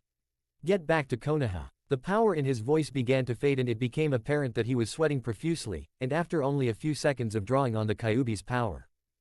Shit, thought Naruto. I'm already beginning to lose my grip on Kyuubi's power. Fucking Tsunade and her goddamned medicine. Naruto, you'll be killed, shouted Hinata as the group fled a few yards into the forest. Gaara's calling on even more power. The signature is enormous. I'll handle him, said Naruto as two tails of red energy began to form behind him. He turned away from the group as the walls of sand began close in. Just get everyone back to Konoha. But Sakura grabbed Hinata by the shoulder and tugged her back. Come on, she said, urgency in her tone. We'd get in the way. Yes, noted Itachi as Kakashi scooped up Shikamaru and began to run. This new Gaara, the Iron Sand Kami, is out of our league, but Naruto may be able to finish him. Let's go. Hinata grudgingly turned away as the walls of sand fell on Naruto and buried him beneath untold tonnage. As the ninja began rushing back towards the leaf, the gritty, iron-laced sand exploded away from Naruto, melting in midair and revealing the fourth tail of energy thrashing around behind the ninja. Naruto stared into the forest through wide eyes as the barricade of sand began to part before him, and Gaara stepped into the clearing. The ex-Hokage wore his usual faded red attire, but his trademark gourd was missing. Naruto-kun, said the man with the short spiky hair. It was less of a greeting than a simple acknowledgement of Naruto's presence. Naruto knelt down to the ground and aimed himself at Gaara, ready to strike. Somehow, beneath the wickedly hot chakra and the bleeding lesions beginning to appear across his arms as a sixth tail coalesced, Naruto was grinning. Battle, he thought, his mind speaking in the tone of the Kyuubi. No fun since the war. None at all, not one bit. Gaara is strong, Naruto growled. He will be fun, he will. Gaara shook his head a little and dropped his hands to his side. You've slipped, Naruto, he said flatly. You used to maintain perfect control of the Kyuubi. Even with all 9 tails out, you were still yourself during the war. No practice since the war, Naruto sneered in the demon's tone. But that's changed now. You will be good practice. Naruto exploded forward, coming to within arm's distance of Gaara in a microsecond of his leap and hacking with fingers completely encased in bloody chakra for Gaara's face. The Hokage didn't flinch as a wall of sand burst up between his skull and Naruto's brazen attack. The red claws carved out swaths of the wall such that Gaara could even see light shining through the scratches left in his side of the barrier, but he was unharmed. For old time's sake, said Gaara, calm as a well-rehearsed actor. Naruto ignored the vague comment and spun away, kicking at Gaara as he did so, but impacting nothing but the iron sand. Again he leapt at Gaara, this time putting all the strength he could muster behind his swing. His claws tore straight through Gaara's shield this time, coming to within a hair's breadth of peeling the skin from his skull. Naruto couldn't understand as Gaara leaned into the attack, exposing his cheek to the slash. Naruto's claws ripped into the Hokage's face. And instantly Gaara's form exploded into sand. What? Naruto shouted as the sand rushed up his arm like an enraged colony of insects, smothering the chakra as they went. In a frenzy, Naruto tried to wipe the sand away and shook his arm to get it off, but as Gaara's sand crawled up Naruto's arm like a creeping glue, it stuck tight wherever it touched. Naruto collapsed to the ground and all of the sand around him rushed in like iron powder drawn to a magnet, encasing him in a shell harder than concrete or steel. After a moment's struggle, Naruto, or his shape stopped moving and lay utterly still on the ground as a silent figure stepped out from behind a tree and strode into the valley. Iron sand, said Gaara, crossing his arms and hovering the cocooned Naruto. It increases the mass of the sand I use, making it harder for you to stop, but easier for me to control. But then you knew that, he said, knowing Naruto could hear him. What I've added since we parted ways, is the fine iron powder, so small it can completely clog up not only pores, but Tenketsu. I can completely cut you off from your chakra, externally at least. But I know the Kyuubi will still sustain you, even if you can't breathe. Gaara took a deep breath and looked around at the destroyed forest. I'm taking you away from here, Naruto, said the ninja with the blood-red hair, for old time's sake. Chapter 5 Withdrawal. It had been 2 days. Gaara, Naruto screamed, curled up and nodded on the floor of his softly lit and lightly padded cell. Gaara, he sucked in a hissing breath. You fucking bastard. Stop this. I can't take any more. The sound of teeth grinding filled the cell as Naruto's jaw locked and his eyes screwed themselves shut, creasing his face with deep lines. He redoubled over and curled into the fetal position. Shit, he cursed, a combination of a whimper and a yell. Gaara, you can't do this to me. Please, mercy. Just outside the cell, hearing every word that echoed within, Gaara sat on a splintered and uncomfortable wooden chair. In front of him was a television monitor receiving a signal from within Naruto's cell. The ex-Kage watched intently, not allowing himself to look away from the screen as Naruto's reddened form lay in a slopping patch of the sweat-soaked matting. Behind Gaara, a door into the dingy and dimly lit hall opened. A ninja wearing a forehead protector emblazoned with Suna's emblem stepped up next to the ex-Kage, but Gaara didn't so much as blink. When the ninja sat a steaming cup of coffee next to the dark-eyed man with the red hair, Gaara ignored it. The newly arrived ninja watched Gaara for a moment, then looked at the monitor and heard the screams from the other side of the supposedly soundproof door. You don't have to watch this, said the ninja respectfully, noting the hardness of Gaara's face as the ex-Kage watched his friend suffer. Yes I do, said the red-headed ninja. His tone, not its usual monotone, betrayed the tightness of his throat. It may be for his own good, but I'm still the cause of his suffering. I have no right not to watch. I'll eat when he eats and I'll rest when he does. That's how it was during the war and that's how it will be now. The ninja in the tan robes looked back at the monitor as Naruto rolled over, exposing his hands, bound in thick and well-enchanted cloth behind his back, to the camera. I guess it's a good thing you had us prepare this room for him, said the ninja, trying to make some conversation with Gaara. Yes, Gaara droned. If not for the seals in there, all over the walls, ceiling and floor, the Kyuubi would have destroyed this place long ago. Naruto's power has not waned, even if his focus has. That, however, will return with his sobriety. Then perhaps he will be well. SC. Naruto didn't know whether it was night or day. There were no windows in his room, so he knew neither where he was nor what the world beyond his cell was like. Even if he had known, however, he likely wouldn't have cared. The razor wire wrapped around his insides and the knives slowly driving themselves into his skull and bones consumed his conscious mind. He'd been a prisoner for 8 days, living off meat, bread, and milk that strange men wearing odd robes force-fed him 3 times a day. His last meal had been an hour ago, though he didn't remember it. He remembered none of his meals. All he remembered was the twisting in his stomach and head. His eyes shut so tightly his face seemed to stretch. Naruto lay on his side taking deep and heaving breaths through his wide mouth. He was sweating profusely as he had been for as long as he could remember. No! Naruto screamed, his eyes bursting open. In utter horror he watched as the padded floor twisted and warped before his eyes into a green field. The darkened ceiling began to glow and Naruto saw sprawled out before him in this waking dream 4 figures in the grassy field ringed by trees. No! He screamed again with such force that spittle landed many inches in front of him. Sasuke! Don't! He could only watch, powerless to control the vision as 2 of the figures before him exploded into crystal clarity. Uchiha Sasuke, a tall and strong man of 20 or so, charged forward towards the figure clad in one of Akatsuki's robes. As tears streamed Naruto's face and he screamed again, Sasuke bolted forward, towards Itachi, leaving Naruto and Sakura far behind him. In a flash Itachi disappeared and Sasuke stumbled in surprise. No! The roar tore from Naruto's throat, making ears outside his cell ring as Itachi appeared behind Sasuke and struck.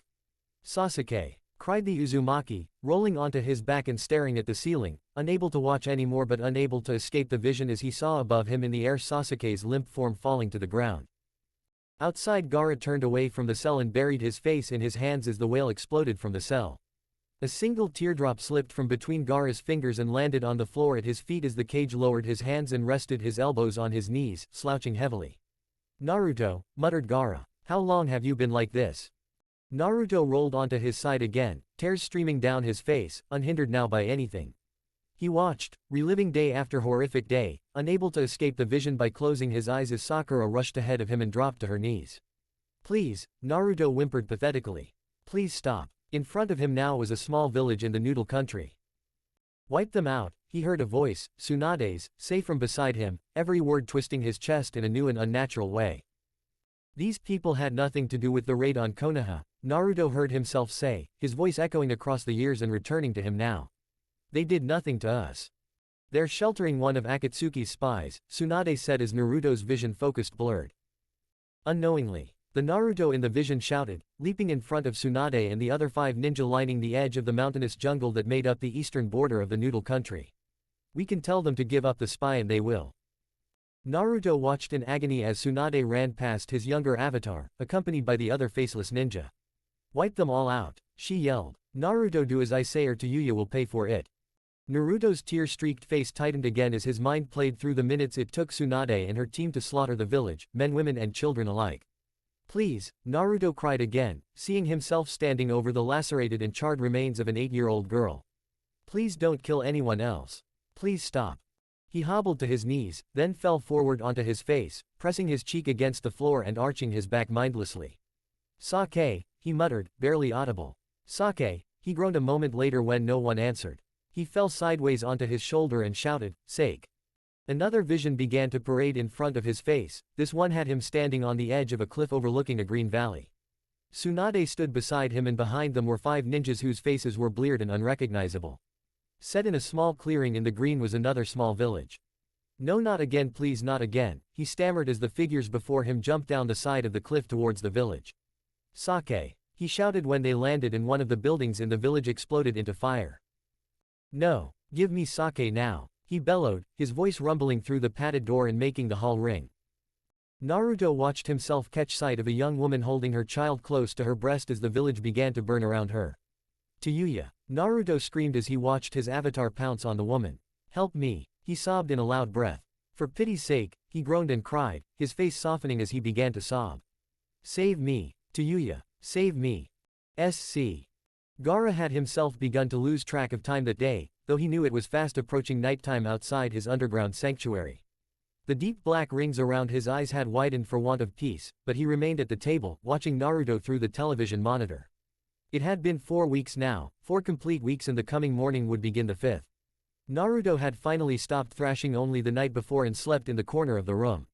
Gaara believed it to be the first time since the blonde's arrival that he had had any genuine rest and even had a guard enter the room to make sure the Uzumaki was still breathing. Now Gaara stood up and pushed in his chair as the small clock on the wall chimed 7 times. He walked to the door of Naruto's room and turned the well-oiled handle, pushing the door open on silent hinges. He stepped inside the room, reeking of sweat and other less seemly things, and sat down in the corner opposite Naruto, leaving the door open enough to give the room some additional ventilation. The small fan in the ceiling wasn't cutting it. An hour passed, then 2, finally a third went by and Naruto began to stir for the first time in more than 24 hours.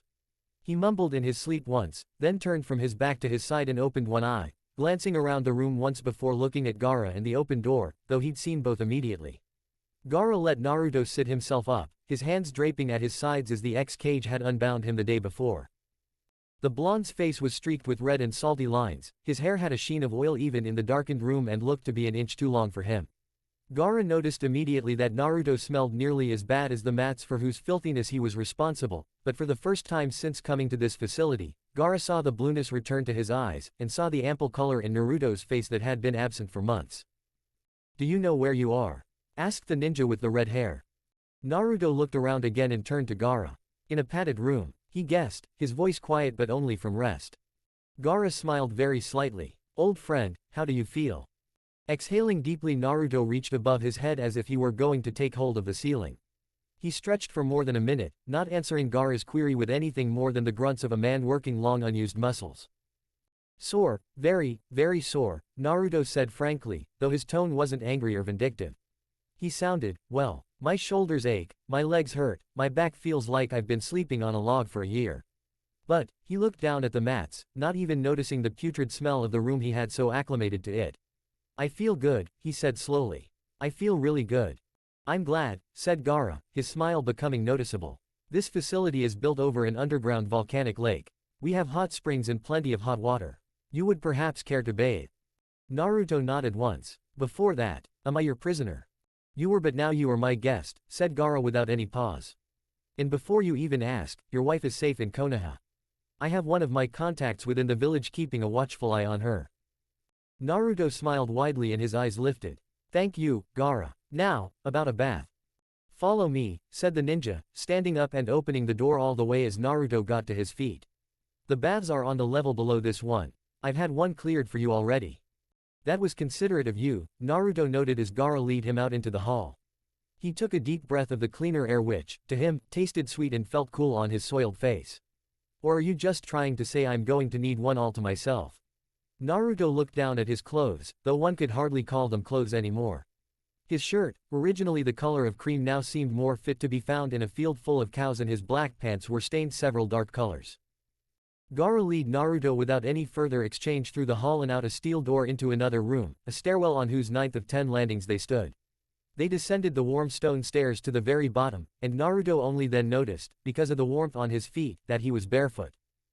Here, said Gaara, pulling the door open and walking with Naruto into a small and empty marble chamber with 4 doors on the opposite wall.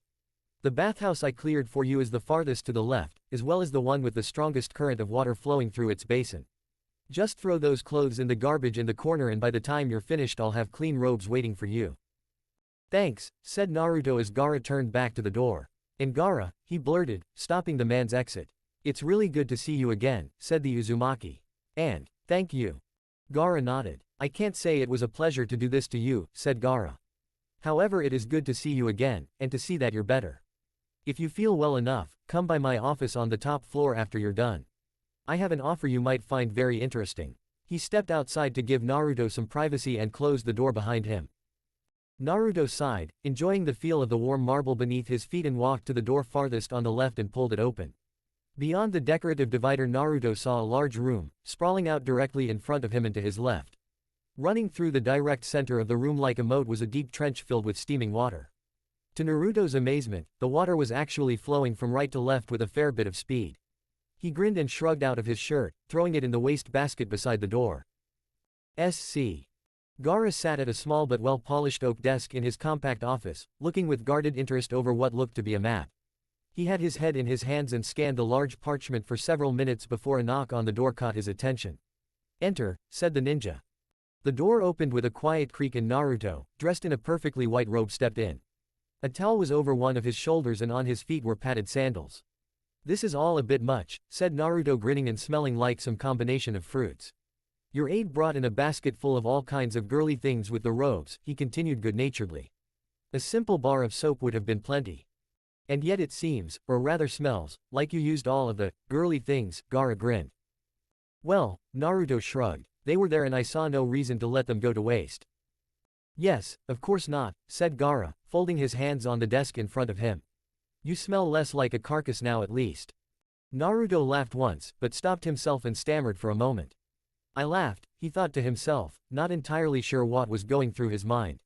I'd forgotten what a real one feels and sounds like. Are you all right? Asked Gaara, raising one eyebrow. Yes, Naruto blurted, catching himself. Yes, I'm fine. I'm better than fine really. I really needed a bath. Now, you mentioned you had some sort of proposition, he probed, sitting in the chair opposite Gaara without being invited to do so. Nodding, Gaara took a deep breath. I do, he said. And I can tell you before I say anything you probably won't much appreciate what I have to say. Naruto cocked his head off to one side. And, he said, motioning with his hand for Gaara to continue. You don't need to worry about stepping on my toes here. If that's the case then, said Gaara warily. I want to kill Tsunade and have you take her place as Hokage. Naruto flinched, taken back by Gaara's frankness. What? He asked, not sure he had heard quite correctly. Gaara, do you have any idea how crazy that sounds and how hard it would be to do? Or you no way you're serious? Gaara didn't respond for a moment, gauging Naruto's reaction. Naruto, he said after a pause during which Naruto's face darkened. I don't need to prove to you that Tsunade is a tyrant and a monster who needs desperately to be removed from power for the good of the people. You've seen what she's done. Look at the way she's ruling her empire. She's stripping the people of any and all of their freedoms and using ANBU to enforce her will all over the continent. Anyone who tries to stand up to her disappears and is never seen nor heard from again. You cannot honestly tell me you haven't wished her dead before. Every day, said Naruto briskly, and I've even thought, seriously thought, about killing her myself some days. Sure, she needs to go, but I'm not the one you want taking over for her. Gaara crossed his arms. Why not? He asked. What disqualifies you from the position? Naruto swallowed and grimaced. You don't want me in charge, he said. And I don't want to be in charge. I'm not arguing that Tsunade needs to go, but I don't want any part in taking over when she dies, whether it's from old age or an assassin. Gaara sat back in his chair and set his hands on the desk. Then why are you in position to be the next Hokage anyway? He asked. You are her heir, right? Naruto shook his head. That was nothing more than a bad ruse to make people think Tsunade was really going to die of old age. Gaara, you and I both know that Tsunade's Kinjutsu is going to keep her alive for a very, very long time, maybe forever if all goes well for her. She's probably going to outlive me by a century or more. Obviously the people don't know that, said Gaara. If they did, there would be an all-out rebellion. As it stands, you are for all they know set up to be the next Hokage in a few years, and I am willing to be that. No one is going to miss the old bat if she departs ahead of schedule and leaves you in charge. Naruto shook his head. I don't want to be the one pulling the strings, he said firmly, looking around at the bookshelves lining 3 of the 4 walls. Then don't, said Gaara. Restore sovereign governments outside of Konoha. Bring back the old countries and put good people in charge of them. No one is going to complain if you bring back the good old-fashioned way of doing things. No one said you have to rule the world, just Konoha. Didn't you always want to be Hokage during your early years? I seem to remember very clearly that when we fought outside of Konoha during Orochimaru's first invasion, you told me in no uncertain terms that you were going to become Hokage. Naruto flinched. I did, but Gaara, why can't you do it? You could take over. Hell, if you said you'd become Hokage, I'd even take care of Tsunade for you and leave the way clear for you to fix things. Do people routinely line up in the streets to chant my name when I walk by? Asked the Cage. Do people openly say they can't wait until I take over for Tsunade? Naruto, my spy, a ninja you are quite familiar with, has informed me that the public opinion in Konoha is unanimously hopeful that you become Hokage as soon as possible. Maybe, said Naruto hesitantly. But you're the freedom fighter. You're the one who is actually standing up to Tsunade and doing a notable job of it. I'm a terrorist, said Gaara. You're a war hero. I'm fighting, for all the people know, to destroy them. You on the other hand saved the village and their way of life multiple times during the war. Naruto cringed, but nodded. That may be true, but it doesn't change the fact that I don't want to take over for Tsunade, and you're never going to convince me to be a part of this if I have to become Hokage afterwards. Gaara smiled very slightly. Then you're going to have to kill me, said the ninja with the red hair. Naruto raised an eyebrow. Excuse me, he said uneasily. Naruto, I brought you here and forced you to go, forcibly broke you of your dependence on alcohol and Tsunade's drugs for 2 reasons. And what would those be? Asked the blonde, swallowing the lump in his throat. First, said Gaara, because it genuinely grieved me to see you destroying yourself like that. Second, a drunken addict wouldn't be good for the people of Konoha. And here you are about to drive me to drink, said Naruto. Gaara, I do not want to be Hokage. What don't you understand about that? I understand perfectly, said Gaara, but sometimes the thing you want and the right thing are completely the opposite. You may not want to be Hokage, but you're the best for the job now. And as for driving you to drink, I'm not driving you to do anything. It's been a month, and thanks largely to the Kyuubi no Yoko, you no longer suffer from any physical addiction to either alcohol or the medication. Any cravings are purely psychological and can thusly be overcome by force of will, something of which you have plenty. Naruto grimaced again and looked uncomfortably around the book-rich room. I'm not going to help you if it means taking over as Hokage, the Uzumaki said. It's going to happen, said Gaara with an air of finality about the statement. He stood up and folded the map laying on the desk. In 8 days my subordinate in Konoha will let me into the city after I sneak past the outer perimeter. I will kill Tsunade and flee, making sure there are dozens or hundreds of witnesses. At that point whoever is in line to be Hokage will take over for the slain Tsunade. If you don't want that to be you, then I suggest you leave Konoha and never come back. Naruto slumped back in his chair, stunned. Gaara, how long have you been planning this? About a year, said the Cage. Ever since Tsunade took full power at least. I don't exactly remember. You are free to go, he was blunt, but not unkind.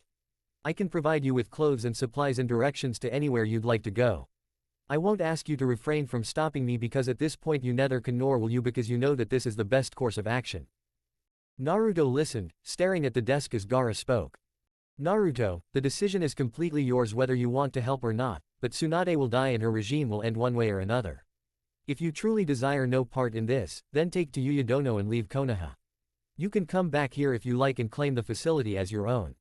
If however you decide to step up and take the mantle for yourself, as I hope you will, be outside of the Hokage's complex in 8 days at 11. Naruto, there really is no doubt in my mind that you have the will to save this decaying world. It might take you longer to rebuild it than it took Tsunade to poison it, but I have total faith in your abilities. Naruto frowned as Gaara stood still on the opposite side of the desk. For a long time, longer than either ninja bothered to mentally note, Naruto stared at the table, his face racked by thought as Gaara watched him for any action whatsoever. After a deep breath, Naruto looked up at Gaara and got to his feet. I think, he said quietly, his face still strained though somewhat calmer now, I think that I want to go home and see Tayuya, he said. Gaara nodded. That can be arranged. Naruto shifted and reached up behind his head to adjust the collar of the robe while Gaara walked around him to the door. Gaara, said Naruto, halting the cage's withdrawal. I'll think about it. Gaara smiled. That's all I will ask, he said calmly. Chapter 6 Reconciliation. It wasn't even that Konoha looked particularly wonderful that made Naruto's chest swell as he stood on the edge of the forest, looking over the plain, a mile or two across, that separated him from his village. Setting against the blue sky in the cloudless morning, the village looked much the same way it always did from the outside, but since the war, Naruto had never felt so glad to see it. Few of the buildings were tall enough that he could see them over the wall, leaving only the stone carvings of the Hokages visible and framed between the sky and the wall for Naruto to see. I'm almost home, Tayuya, he though as a smile broke across his face. He began walking towards the village, the comfortable clothes Gaara had provided for him making his movement free and easy. He began to run, and even before he realized he'd begun to move, Naruto was sprinting towards the village as fast as he could move. As the wind blew through his hair and across his face, he realized just how long it had been since he'd enjoyed running. So light, he thought, feeling the way his legs effortlessly propelled him along the ground. More than anything, he knew on some subconscious level that he was running only because he wanted to, not because anyone had ordered him to. The grass barely stirred in his presence, only swaying long after Naruto had passed and the rush of wind left in his wake caught up. The blonde ninja ran, beaming towards the tall gate set in the western wall of the village, arms stretched behind him and the white cape decorated with red flames, a crackling fire behind him. He stopped less than 100 meters from the gate, dead in his tracks as two figures wreathed in black and sporting bone-white masks appeared in his path. Naruto had sensed their presence before he'd even taken his first step out of the forest, but he'd still wanted to run. Why? He wasn't entirely sure. It had just sounded like a good idea in his head at the time. Now though, he stopped immediately without a hint of a stammer or any shift in his balance and waited for the ANBU to speak. There was a brief pause. Naruto-sama, said one of the ANBU, a woman if her voice's timbre didn't lie. You're alive. You've come back. Naruto nodded as the two ninja in black turned to each other. His smile faded, though his face remained soft. Who else would I be? He asked, holding his arms out to the side as the ninja who'd yet to speak walked forward. Everyone thought you were dead, said the female ANBU, her voice muffled by her mask, though Naruto still sensed the emotion in her tone. She sounded happy. Her partner quickly frisked Naruto to ensure he was carrying no weapons or concealed items, as had become standard procedure for ANBU in Konoha. The terrorists haven't said anything and the raids have stopped. Does this mean you were successful in your mission, Naruto-sama? Naruto stuttered once as the still silent ANBU stepped back beside its partner. I'll discuss that in my report, he said not unkindly. Is there any chance I could get by now? The ANBU again looked at one another before the woman spoke up. As you wish, she said. I have no grounds to hold you and you know all of our standard procedures. I might advise you to maintain a low profile as you enter though. It might cause a stir if you suddenly appear in the middle of town before anyone else knows about it. Naruto nodded once. I'll keep that in mind, he said. I'm not looking to make a big scene. I just need to talk with a few people. By all means, the woman spoke up again. Do as you please. No one in the village will be sorry you're back. Naruto grinned and shook his head once as the two ninja disappeared into a whirl of leaves. I'm not sure about that, he muttered inside his head. Let's get this over with. He took a steadying breath before he walked the rest of the way to the gate, crossing into the long shadow cast by the village's high stone walls. He went to the very edge of the gate and found the small concealed door immediately. Pulling it open, he slipped into the city and shut the door silently behind him, reaching over his shoulders and pulling his cloak's hood up to conceal the better part of his face from view. The crowd in the square beyond the gate continued going about its business as though they'd noticed nothing. Naruto grinned at his quiet entry and quickly disappeared into the crowd, heading for the Hokage's complex. Naruto paused as a girl beside him, carrying a brown paper bag full of groceries, stumbled and fell sideways.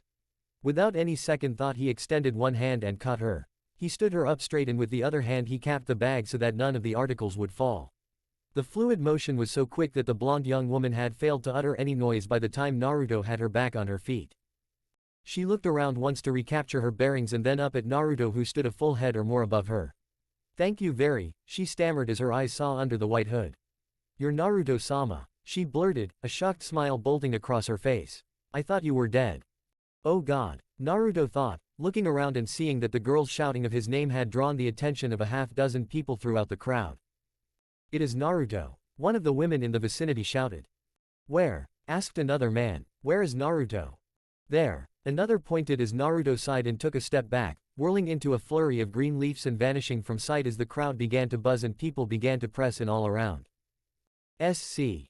So much for not causing a stir, thought Naruto, almost joking with himself in his mind, as he walked down the lavishly decorated hall of the Hokage's complex, escorted by Sakura ahead of him.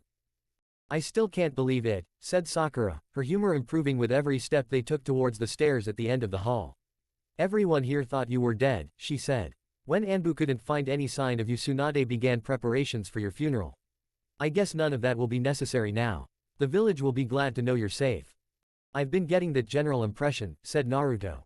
"It seems like everyone in the village was aware of my having gone missing." "Well," said Sakura, beginning to ascend the carpeted stairs with Naruto behind her. "It's not like you're a particularly low-profile individual. So did you take care of Gaara then? Is this whole terrorism business over now?" Naruto nodded his head once. "I think it might be," he said. "I don't think he's going to be doing Konoha any harm ever again." Sakura's smile faded briefly. "It's too bad," she said. "He was a good friend for a long time." She quickly shook off the ill humor and turned back to Naruto. "But at least things turned out well enough. You're looking much better," she said, giving Naruto a quick and friendly once-over. "You look healthier than when we left," she joked. "I guess Gaara sure didn't mistreat you." "We were good friends," said Naruto as he and Sakura turned down the hall that would lead them to Tsunade's new office. "He took that into account and made me more of a guest than a prisoner, I think." "And you returned the favor?" asked Sakura as the pair stopped in front of the large mahogany door. "When you escaped, that is. You honored your old friendship with him." Naruto shrugged as he pushed the door open. "I like to think so," he said, stepping into the office with no hint of hesitance. Sakura grimaced and shut the door behind Naruto. The blonde ninja quickly scanned the room, noting that nothing had really changed. The windows let in the same amount of light they had when he was last here, the walls sported the same number of books they had, and Tsunade's desk looked the same as it had weeks ago.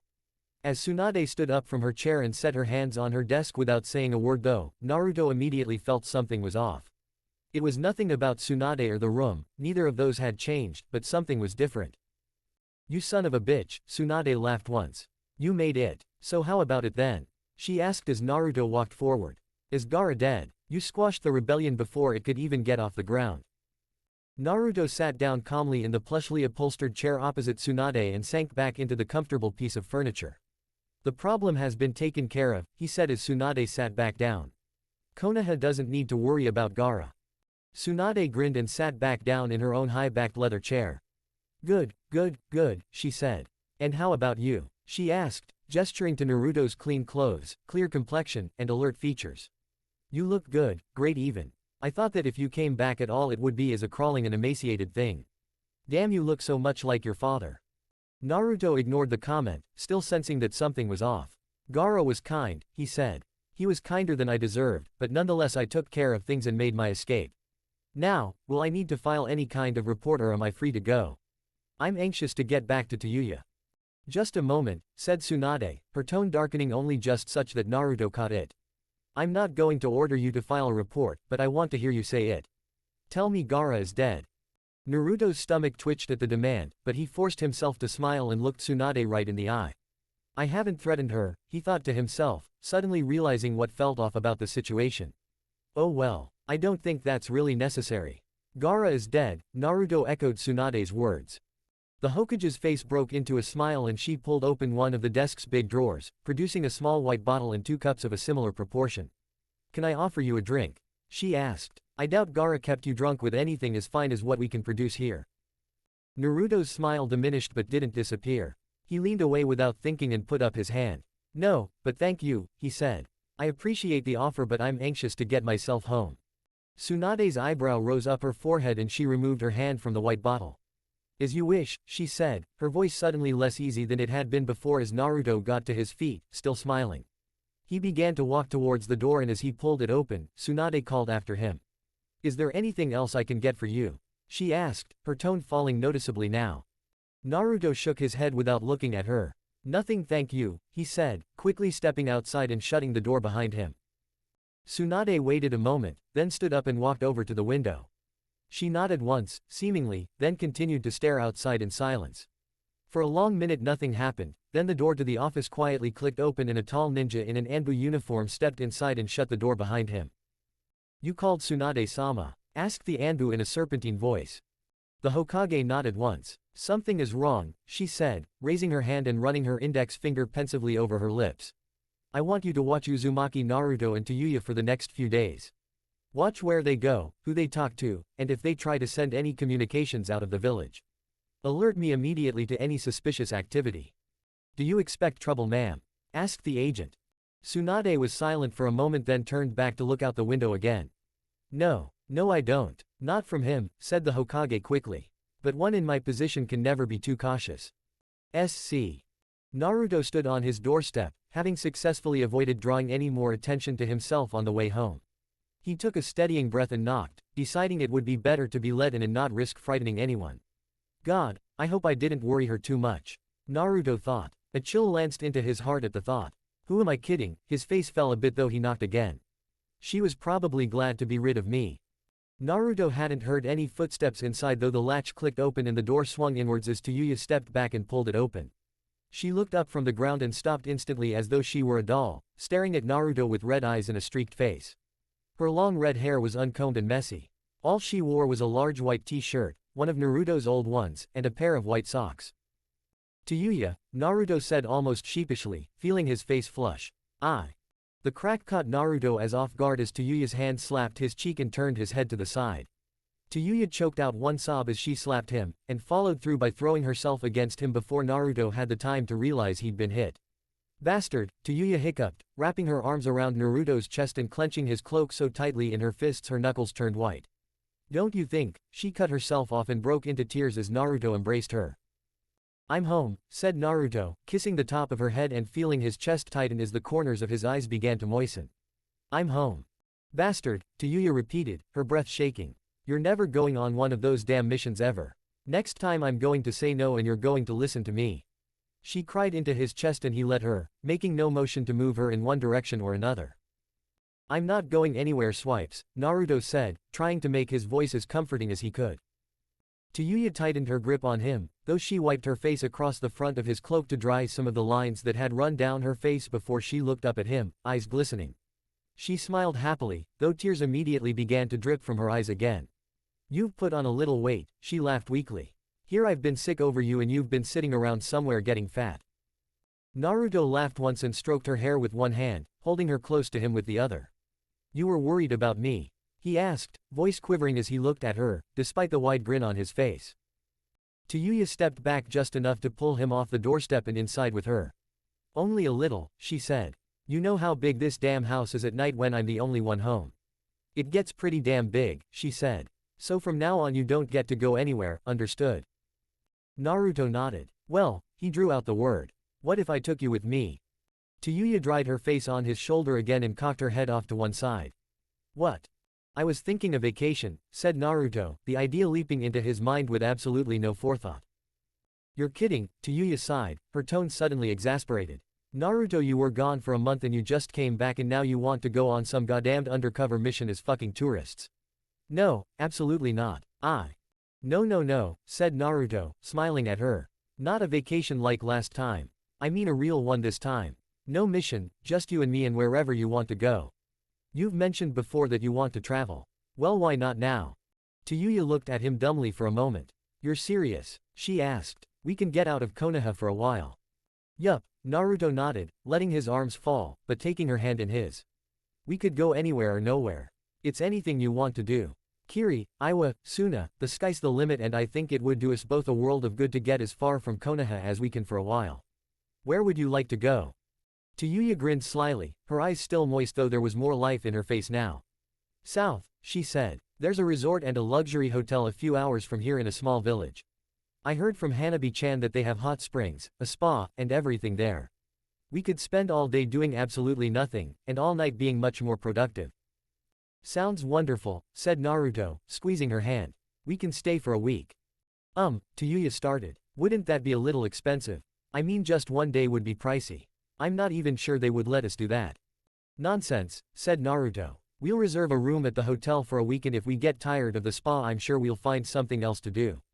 And money is a total non-issue so don't even think of bringing it up, he smiled. Now, pack your things and we'll leave in the morning. Naruto, said Tayuya, surprise evident in her voice though she was smiling happily. This is a bit of a surprise don't you think? Naruto stepped forward and wrapped his arm around Tayuya's waist. Pulling her up to him he kissed her and ran his free hand along her thigh, then up inside her shirt, up her stomach and over her breasts. Tayuya jumped with surprise, but didn't protest as Naruto moved both of them back and set her back against the wall. Her face washed over with pink and she caught herself sighing as Naruto's hand began working her breast in circles. Do you mind surprises? Asked Naruto as Tayuya wrapped her legs around his back. Tayuya shook her head. Not anymore I don't, she said.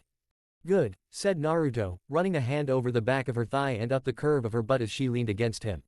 So then how about you and I? He cleared his throat and playfully nodded twice back to the hallway, head back to the bedroom and pack for the trip then. He smiled, thinking he could feel her spirits lifting. You should be so lucky, said Tayuya, taking hold of his collar and yanking him into another kiss. Breaking long enough to breathe, she grinned at him again. There won't be any breaks for you. Chapter 7, Wait. Patrols have been doubled throughout the city, said the ANBU in the bird mask, holding a small sheet of paper in his hand as he read. As per your orders, Tsunade-sama, we've brought in an additional 200 operatives from the other districts and stationed them at key points throughout Konoha and the surrounding countryside. Anyone who wants to get in or out will definitely be seen. Tsunade sat at her desk in the dark, hunched over her desk with her elbows resting in front of her face and her hands folded in front of her face. Good, she said, barely breathing the word. Make sure that you station more guards around the palace than anywhere else. I don't want anyone coming within 10 miles of this place without every ANBU in Konoha knowing about it. The ANBU bowed in acknowledgement, then walked forward and set the report on Tsunade's desk. If I may ask, said the ANBU cautiously, recapturing Tsunade's attention, do you expect a threat to materialize soon? The Hokage looked up with a scowl, her mood darkening further as deep lines creased their way into her forehead and crawled outwards from her eyes. There are several possibilities, she said. But no, I do not expect a direct threat to appear anytime soon. I just want to make sure that no risk has the chance to materialize. Now, I believe I also asked you to send an agent to keep tabs on Uzumaki Naruto and Tayuya. What do you have to report there? The ANBU cleared his throat as the wind outside picked up and made the large windows set in the walls creak. Yes, as for Naruto-sama, no suspicious activity has been observed in the 3 days since he took his leave. It seems he and his wife have simply been enjoying a second honeymoon. Tsunade waited for a minute to respond, turning her head and staring out the window. She murmured to herself. It just doesn't feel right. What is it Tsunade-sama? Asked the ANBU. Do you think Naruto-sama might be planning something? The Hokage's eyes snapped to the agent and she glared at him. I don't ever recall even implying that I expected trouble from Naruto, said Tsunade, firmly and coldly. If I were you I would watch my tongue from now on. Apologies, said the ANBU, bowing low quickly. I did not mean to imply that Naruto-sama might be planning a coup. The agent immediately silenced himself as Tsunade's eyes narrowed. You will be quiet now, said Tsunade, her voice steady though she grasped her wrists with her hands. If I so much as think I hear you or anyone else mutter that anyone, especially Naruto, is staging a coup or a defection or anything I will not hesitate to have you executed for sedition and treason. Am I clear? The ANBU officer nodded immediately and confirmed the order with a grunt. Furthermore, said Tsunade, should any rumors of defection arise, anyone found to be favorable of the idea will be executed on the spot and without question. You're young, so I'll look kindly on you this once and spare your life. But forget even about the idea of a coup. You're free to go. Ma'am, said the ANBU, understood. He quickly turned on his heel and walked out of the room, shutting the door behind him with a quiet slam. Tsunade exhaled a deep breath and sank back into her chair as the soft patter of rain began to echo in the room. Water splashed the windows and rolled down the glass like long, black fingers. There was no lightning, no thunder, and as Tsunade got to her feet and paced to the windows, the streaks of rain left shadows on her face that deepened in the lines of anxiety that spread across her forehead and from the corners of her mouth. Her left hand began to tremble and she quickly grabbed it with her right. "SC. Oh God," Tayuya breathed, her voice airy and light. The room was dimly lit, the only light emanating from the shaded lamp in the corner of the posh hotel bedroom was all but mute. The uncurtained window let in the midnight black of the outside, and let the streaks of rain tracing their way down the glass cast long shadows into the room and across Tayuya's naked back when the occasional lightning bolt flashed in the sky. When the lightning did burst beyond the window, it threw Tayuya's silhouette across Naruto's chest and face, and across the metal bars of the lavish bed's headboard. "God," Tayuya breathed again, rocking herself back and forth and oscillating slowly up and down, her knees holding her weight and leaving furrows in the thick comforter on either side of Naruto. She rested her forearms on his shoulders but reached behind him and curled her fingers around the bars of the headboard. Naruto sat with his back to the headboard and held her waist, moving his hands as she moved and bending his neck forward to kiss and suck on Tayuya's neck. He whispered little nothings against her skin, marveling through eyes barely open at how the thin sheen of sweat she wore made her glisten, awestruck by her shape as she leaned her head back to give him better access to her neck. Naruto leaned forward and kissed her collar, running his hands up her back as he felt her breasts slide up against his chest while she moved up off of him, then let herself back down on him to have him fill her again. Tayuya's grip began to tighten around the bars and her breathing began to quicken. She moved no faster, but began to make her strokes more precise, changing her approach from broader and sweeping motions to more shallow and targeted oscillations. She groaned as Naruto's fervor intensified and he planted love bites across her collar and neck, moving his hands around her sides and holding her breasts, massaging and playing with her. "Oh shit," Tayuya gasped as a spasm ran down her back. "God, Naruto," she closed her eyes and let go of the bars, instead taking hold of Naruto's hair and pulling his head forward against her as she ground down on him. "Fuck," she muttered, still keeping her movements slow and fluid, but feeling the muscles in her back and thighs begin to tauten. Naruto grunted once as she jerked, then smiled and kissed the pit of her neck. Getting a little tight, he whispered, his voice trembling as he worked her breasts with his big hands and began thrusting his hips opposite her, pulling down when she moved up and pushing up as she came down. Tayuya could only sigh in response and run her fingers through his hair, muttering his name once in her mind. Naruto grinned to himself and groaned as Tayuya began to quicken her movements and breathe in quick gasps and quiet moans. "Shit," she whispered, her arms going stiff for the briefest moment as she drew in a hissing breath and plunged down on Naruto, grinding back and forth instead of coming back up off him. She clenched her hands in his hair and groaned as her head rolled back.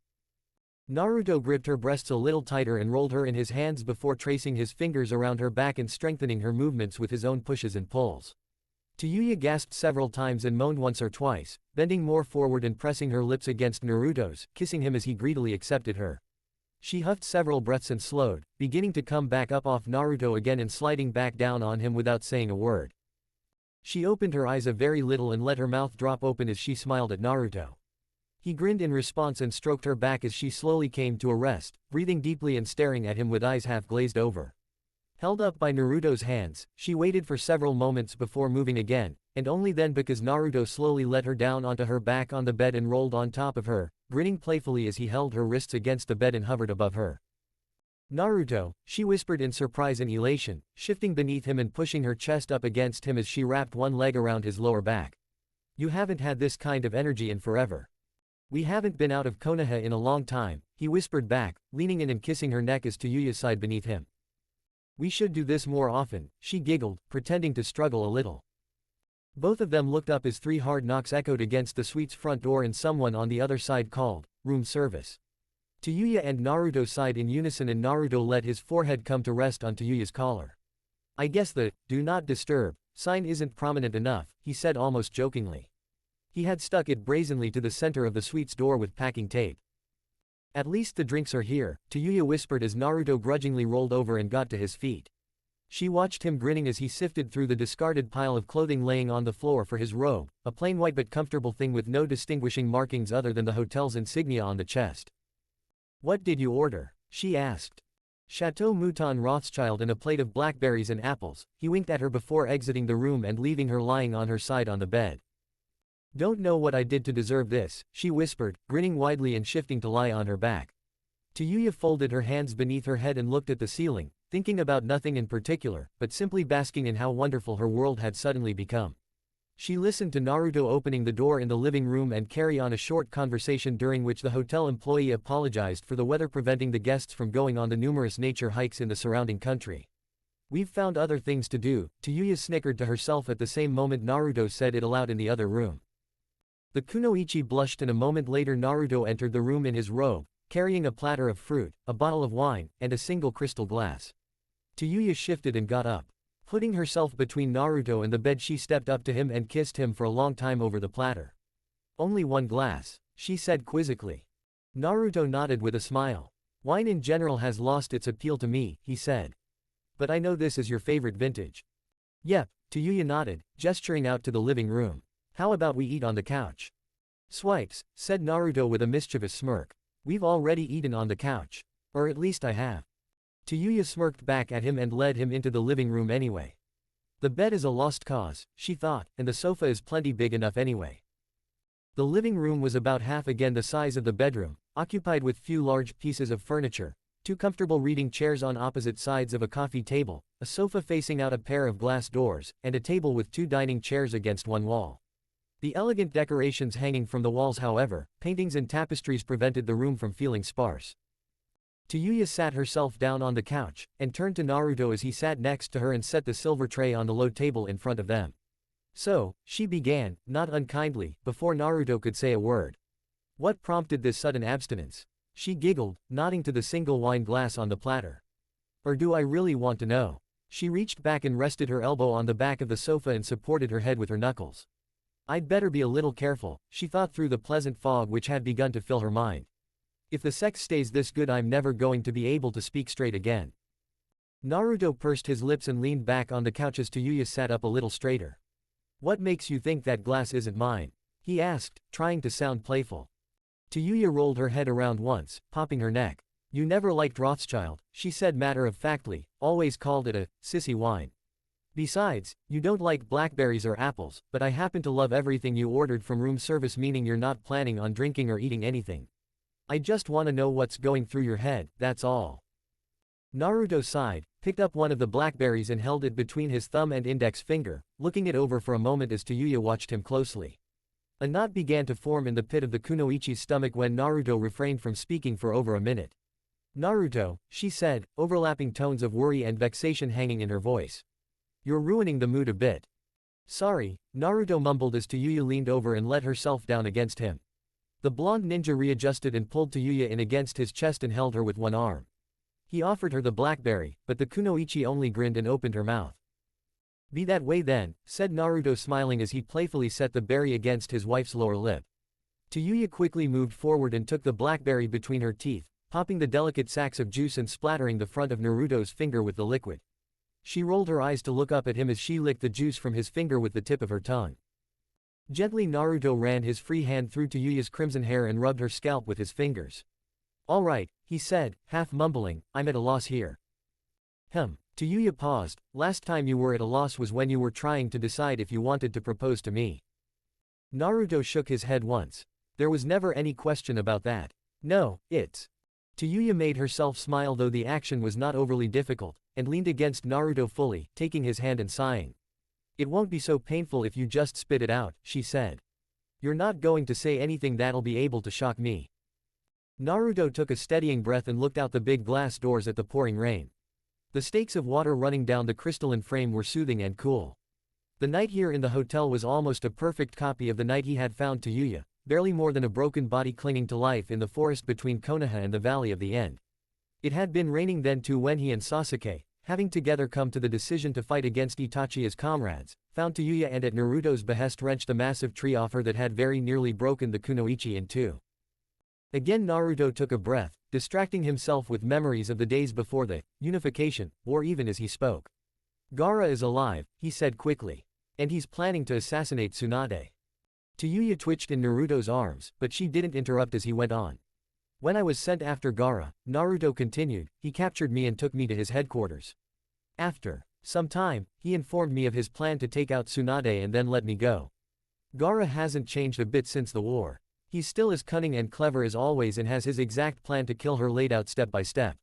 Knowing him, he has more than 100 contingencies in reserve for every possible scenario.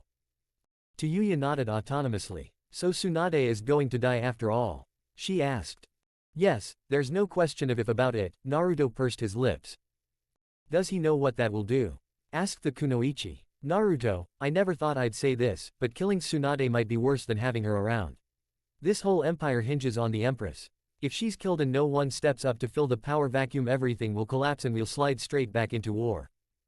Naruto didn't answer. But Gaara of course thought of that, said Tayuya incredulously. Didn't he? I'm the most natural choice to take over for her, Gaara said, muttered Naruto.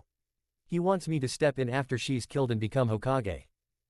Tayuya paused for a moment before sitting up, still holding onto Naruto's hand. What's the problem then? She asked. You'd be an incredible emperor. Everyone in Konoha already loves you. You're their hero and no one would think twice about Tsunade being killed and you taking her place. Are you listening to me? Asked Naruto, his voice trembling as his hands began to shake. Gaara is going to kill Tsunade and I'm going to be Hokage. I'm her heir. I'm in checkmate here. You say that like it's a bad thing, Tayuya said as her voice stiffened but remained comforting. Why don't you want to be Hokage? Why would I want to be? He asked. Why in the fucking world would I want to be emperor? Naruto asked, his whole frame beginning to shake. There's no sense in it. You'd be better than Tsunade. Anyone would be better than Tsunade, Naruto huffed. I'm not cut out for the job and I don't want the job. I only took the position as her heir because it let me live quietly with you, knowing full well that Tsunade was going to outlive me by centuries. Now that there's almost no doubt that she's a dead woman, I don't think I can do this. I don't want to run the world. Tayuya thought for a long minute, letting herself back down on Naruto and closing her eyes, enjoying the warmth he gave off. Do you want to know what I really think? She asked, tone unreadable. Naruto shook his head, no, but answered, I always want to know exactly what you think. I think, said the kunoichi, speaking past the lump in her throat, that you're the best thing for the world at this point. You might not want to be Hokage, but to be honest I don't think it's really your call. Naruto, I love you, but you're being very selfish. You're not thinking of everyone you could help. I don't need all of them, answered Naruto bitterly and quickly. But they need you, said Tayuya just as fast. Why? Asked Naruto. Because at this point in time you're the only one who can pull things out of the mess they're in. Maybe if you could find someone else more capable than yourself who the people would readily accept, then you could get away with not stepping up, but good luck with that. Naruto shirked to the side and stood up, pacing forward and staring out the glass door as his breath appeared in opaque rings of fog on the glass. I really don't want to be Hokage, he said. I served in the war, isn't that enough? Maybe not, said the kunoichi, her voice heating up as her old temper began to flare. She sat up straight on the couch, shoulders back and braced. This whole goddamned empire is being held together by fear and tyranny. People in the poorer villages are starving to death in the streets. Anyone who stands up against Tsunade disappears under one of ANBU's black bags and is never heard from again. Innocent people are being publicly executed for crimes they never committed. People are being killed for even hinting that they want their liberties back. How can you sit by and not do something? I am doing something, Naruto shouted. I'm letting the old bitch die so that things and burn down and something better can grow back in place of this fucking hell Tsunade's built. That's not enough, Naruto, barked Tayuya. You can't just let the world go to hell. You're a goddamned part of it whether you like it or not. I'm part of it too, you know. Why are you doing this? Naruto burst out angrily, turning around. Why are you so damn insistent? Why can't you just let me leave things the way they are? Because I want this baby to grow up in a world where she doesn't have to be afraid. Tayuya shouted. And Naruto nearly screamed back before his voice failed and he fell silent instantly, staring at Tayuya dumbly. Baby, he muttered. What baby? Tayuya's face broke and tears began to well in the corners of her eyes. Our baby, she said, holding back hiccuping sobs. She began to cry. Naruto, I'm not going to let anyone, not even you, stand between my baby and the freedom to grow up happily. Chapter 8, Revolution in the Air. Baby, muttered Naruto, not realizing the word had again escaped him. I'm a father. We're parents. To a soon-to-be beautiful little girl, said Tayuya, slumping back into the couch with a choked sob. Naruto, I found out I was pregnant the day before you came back and went to the doctor. The only reason I could even get in was because I was your wife, and even then the nurse had to turn away an old woman who had an appointment scheduled already. The baby so far is perfectly healthy and on track. It nearly killed me to think they'd grow up without a father, but, Tayuya held back another wave of tears to speak clearly. I'd rather they grow up without a father than in this hellhole of an empire. Now the tears flowed freely. Tayuya cried and leaned forward, resting her head in her hands and her elbows on her knees. She stopped and started again several times as though she were going to say something but the words never came. Naruto also, not just his wife, found tears welling in his eyes. His legs weakened and he quickly sat down on the floor, opposite Tayuya and lowered his head. "It will make you happy then?" asked Naruto without looking up. His voice was weak and Naruto's limit was fast approaching. "It will make you happy if I become the Hokage and try to fix everything Tsunade's fucked up so bad." The red-haired Kunoichi shook her head, looking up at her husband and drying her eyes with her hand, though another wave of tears just spilled over and cascaded down her cheeks immediately after, leaving new red and salty streaks. "No, because it will make you miserable," she said. "Naruto, if you're not happy it will tear me apart. But I want our baby to have a chance at a free life." Naruto stood up, not reaching to dry the wet lines traced down his hardened face. He walked around to stand in front of Tayuya and bent down in a quick but fluid motion. With no hesitation he reached up and took her face in his hands, leaned forward, and pressed his lips to her ear. "Never, ever, think, not for a second," he whispered, his voice smooth but ripe with an underlying maelstrom of emotion, "that doing something to protect you," he paused and set his right hand against her abdomen, "or my family, is a duty I'll consider a burden." His voice, still even, took on a new timbre, cold but not unkind or unloving by any stretch. "The next time you see me, I'll be the Hokage building a world in which my, or any, family can live peacefully." Tayuya reached up and grabbed Naruto's golden hair in her fists and kissed him, sucking in a deep breath and closing her eyes as she pulled him against her. Naruto kissed her back and ran his hands around her neck and up through her hair. "I'm sorry it had to come to this," said the Kunoichi, breaking away just long enough to say the words as Naruto leaned into her and braced his hands against the back of the couch for support. "Don't be," Naruto whispered, pulling back and looking into Tayuya's eyes. Tayuya didn't let go of him. "I know this is the last thing you want to do." "No," Naruto cut her off. "No, seeing you hurting is the last thing I want to do. I'm never going to let anything hurt you again, not even me." Naruto stood up, forcing himself to smile and taking Tayuya's hands in his as he did. "I'll call this penance for being such a pain in the ass for the last few years." Tayuya shook her head and smiled a weak smile. "Don't do that," she said. "You don't have anything you need to make up for." Naruto looked down and away, turning quickly and walking back into the bedroom, leaving Tayuya alone for a moment in the living room. After a brief silence the blonde ninja returned to the main room, dressed in a cloak identical to the one Gaara had given him as a gift.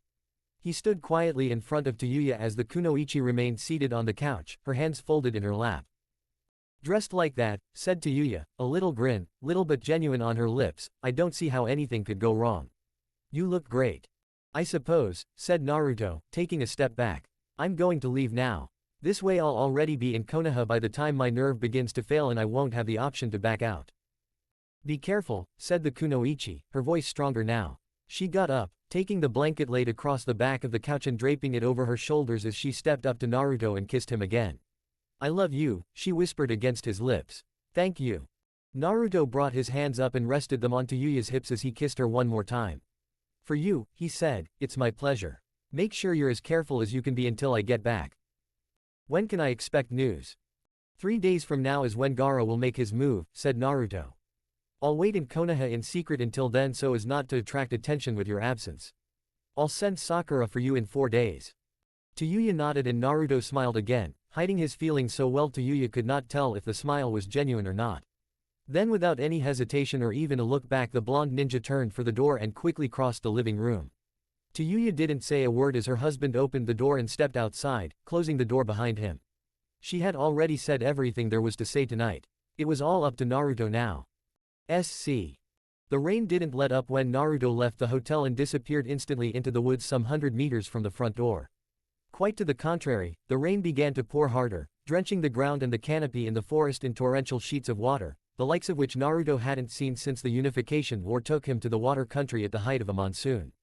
As he ran the raindrops, many the size of marbles, splattered off his cape and trailed behind him like the tail of a comet.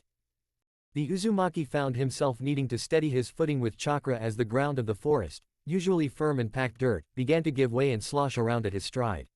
The dirt mixed with the saturating water into a soupy mixture inches deep on top of which Naruto had to run as though he were flitting atop a lake. If this weather doesn't let up, Naruto mused, distracting himself from the task soon to be at hand, large portions of this forest could be completely washed away. For all the rain and even the occasional hailstone that dropped like a stone to the ground, not one lightning bolt flashed in the sky. The only sounds were Naruto's cat-like footsteps and the loud splashing of the storm's raindrops. At least this storm should make getting into Konoha unnoticed a little easier, thought Naruto, only now beginning to wonder exactly what kind of security awaited him in his home village. I suppose I'll have to take one of the side gates, thought the ninja, and hope ANBU doesn't have any reason to stop me. Time began to lose all meaning as the sky overhead remained as black as pitch in the storm. Even when Naruto knew it should be fast approaching morning, he had been taking a roundabout path back to Konoha through the forest and avoiding paths in hopes of dodging any attention. The canopy of the forest stayed as black as it had been at midnight. This is one hell of a storm, thought Naruto as he broke into the clearing outside of Konoha and stopped on the edge of the forest. The entirety of the plain before him looked like a waterlogged marsh. He had seen it similar to this only once before, when he was only a junior officer in ANBU and a freak typhoon rolled in from the ocean to the south. This however was unlike anything he'd ever seen before, and as Naruto took off sprinting across the oversaturated ground, he was forced not only to cast a genjutsu to mask his shape in shadows but an additional jutsu to allow him to run across the water without disturbing its surface. Passing through the invisible wall of chakra which surrounded the village and acted as an early warning system, Naruto for an instant cancelled all of the jutsus surrounding him, then reactivated them once he was safely inside the net. To anyone less than a chief security agent monitoring the field, Naruto would have registered on the instruments as nothing more than a small animal, a feral cat or a dog maybe, nothing arousing too much suspicion. The Uzumaki reached the base of the high wall and leapt atop it in a single bound, landing atop one of the guard towers dispersed along the stone length. Perching like a raven, he took a moment to survey the city. Directly below him was one of the poorer residential districts. Not that all of the residents were not growing more and more poor under Tsunade's oppression, but this zone, populated by people who had lacked sufficient resources before the unification, was especially affected. A dozen blocks in front of Naruto stood the newly erected police station and ANBU headquarters.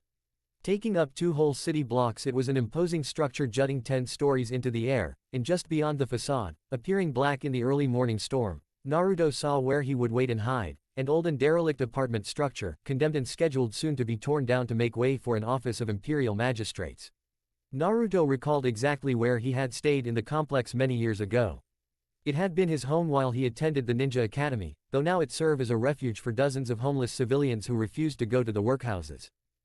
Leaping down into the streets below, Naruto cast a very quick and simply, but effective, jutsu on his cloak to turn it a dull and dreary brown color mixed with faded tan, the color worn by Ronin, warriors left jobless and without masters by the Unification War. Ronin, while respected by no one within the government, were the most overlooked class within the empire, allowing Naruto perfect cover. The ninja pulled his hood over his face, bowed his head to look at the ground in a typical gesture of humility and/or shame, and began to wander the streets, making his way towards the condemned building. Along his way, Naruto met no one. No civilians were out in the streets, and no ANBU officers thought to stop the lone figure trudging through the mud. Naruto's only companion was the sound of the rain splattering into the muck around his feet. He ducked under the ramshackle gate meant to section off the apartment complex, crossed the lawn, and entered through one of the empty arches in the wall. Inside it was dark and smelled of wood rot. Here and there people sat with their back to the walls or stretched out along the floor on blankets. No one looked up at Naruto as he entered. He walked to an empty spot behind the old service desk in the main building's entryway, and sat down in silence away from everyone. Naruto pulled from his cloak a single soldier pill, a good Tsunade had outlawed months ago for fear the pill would hurt the price of food throughout the empire and thusly the tax revenue, and ate it quickly. Then he waited, and he thought. SC. For the next 70 hours Naruto sat unmoving, as still as a petrified tree. People came and went in the complex about him, though none approached him. The only living thing to pay Naruto more than a passing glance was a family of mice that scurried about his feet as the night of the 3rd day fell, and by then it had come time for Naruto to go. Moving with such caution and care, Naruto stood up as to not alert the single mouse searching for food beside his boot. When Naruto took a step, the mouse suddenly realized what it had perceived as inanimate was very much alive, and darted away into a hole in the wall. The rain had continued for the duration of Naruto's stay in the complex, and as he stepped outside, he saw that Konoha's sewers and gutters had been mostly overwhelmed. Filth and sewage was backing up out of the drains in the road and washing down the middle of the street in the flow of water. It's a good thing Konoha is built along the slope of a shallow hill, Naruto noted as he made his way out into the streets just as the bells in the distant clock tower began to sound the chimes they rang before announcing the hour. If it weren't all this shit would be piling up in the streets instead of washing down the road towards the gates. Naruto looked up at the Hokage's palace, a grand edifice he could make out through the rain even from where he stood. He began to run, not caring at this point who saw or what they thought. The deed would be done and there was nothing anyone could do to stop it now. The bells in the tower began to ring the time. It was midnight. A siren began to sound in the distance. It came from the palace. The first stroke of the hammer striking the bells found Naruto moving like a ghost through the night towards the palace. On the second stroke of the bells, lightning flashed in the sky overhead and Naruto leapt over the illuminated and whitewashed wall separating him from the palace grounds. On the third stroke he landed and a massive crash thunder shook the marble walkway under Naruto's feet so violently the ninja thought the stone might split. As the fifth stroke sounded in the distance, 5 ANBU officers appeared in the courtyard around Naruto, weapons drawn as they moved in for the kill. The thunder continued to rumble and shake the ground even as it faded into the sound of pouring rain. It doesn't matter now, Naruto thought, reaching into his cloak. As the sixth stroke of the bells sounded, Naruto flung out his arms and 3 of the ANBU died before they could realize their skulls had been split cleanly open by Naruto's shuriken. The seventh found Naruto behind one of the remaining ANBU, the blonde's hand protruding through his victim's chest, and on the eighth Naruto felt the sting of metal slicing into his forearm but he blocked the attack from the last remaining ANBU officer. The Uzumaki moved right through the pain, jerking his bloody hand from the dead officer's heart as a column of crimson spat from the entry and exit wounds. Naruto slammed his palm into the man's mask, shattering the bone-white disguise and snapping the ANBU's head back as his neck broke, leaving the blood from the ruptured heart spattered across the dead man's face. On the ninth tolling, all 5 ANBU lay dead in gathering pools of already diluted blood and Naruto was darting for the doors to the complex. He leapt up the large wooden steps onto the grand porch and found the doors already unlocked.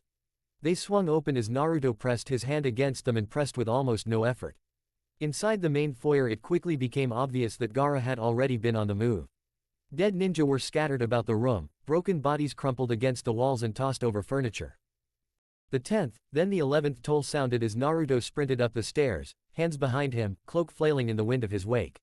He no longer ran, he bounded through the hallway as fast as his legs would carry him, turning the corner into the hallway which would lead him to Tsunade's office. Naruto saw just how busy Gaara must have been. With the sound of the siren still screaming all around him, Naruto saw the 20 dead ninja and ANBU, or remnants thereof, scattered throughout the hall. In a flash he appeared before the door to Tsunade's office, ripped from its hinge and laying in ruin against the jamb. With a fierce kick on the 12th tolling he kicked in what remained of the door and stepped into the office. Inside were Tsunade and Gaara. The once Kazekage stooped, kneeling before Tsunade, his face red with blood running from the deep slash that cut from one side of his forehead to the other. Gaara's left arm hung useless at his side, dislocated, a fragment of white bone protruded from the joint. Additionally, Gaara's left knee was snapped backwards and his left hip was broken and twisted, leaving him to bow before Tsunade. The old woman, still looking as young as she did 60 years ago, towered over the dethroned Kazekage. She panted heavily and numerous bruises blotched her otherwise flawless complexion. Both she and Gaara turned to look at Naruto as he entered into the dim room, lit only by the lamp on Tsunade's desk. "Naruto," said Tsunade, an edge of surprise in her voice. Gaara spat, mostly blood but some saliva also, on Tsunade's shoe. "I won't apologize," said Gaara. "I will not go quietly into the—" Tsunade jerked forward as Naruto watched, slamming her white-knuckled fist into Gaara's face. The Kazekage died instantly as his skull caved inward in a small splatter of blood and bony fragments. The body slumped off to one side as Tsunade followed through on the strike, and nearly stumbled with its completion.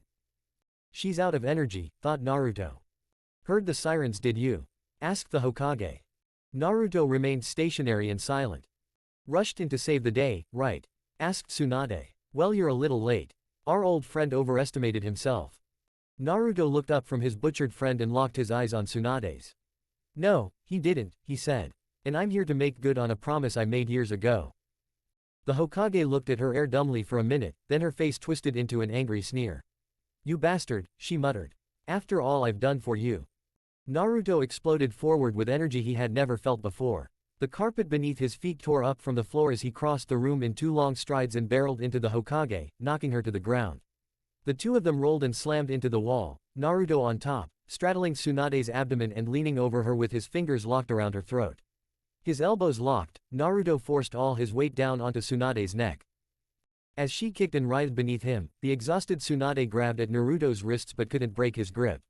Both ninja felt as Tsunade's windpipe snapped. Naruto's grip suddenly had more freedom to tighten as it did, and Naruto closed his fingers all the more, every muscle in his forearms bulging like hoses as he strangled her. Tsunade's eyes began to roll back in her head, tears dripped from her eyes and sweat broke out all over her forehead as a death via asphyxia came nearer and nearer. Naruto's face screwed itself into a feral snarl, though no sound escaped him. He lifted up Tsunade's head by her neck and slammed her back down onto the ground, then again beating the back of her head on the floor to speed her passing. The veins in his neck bulged and the tendons in his wrists threatened to tear out of Naruto's skin as he strangled the life from the Empress. He wouldn't look in her eyes though. A moment later Tsunade stopped moving. Her eyes were white orbs and sweat dripped from her every pore. The old woman's tongue had flopped to one side in her wide-open mouth, and her fingertips were red with the blood which dripped from the wounds she'd carved into Naruto's arms and shoulders.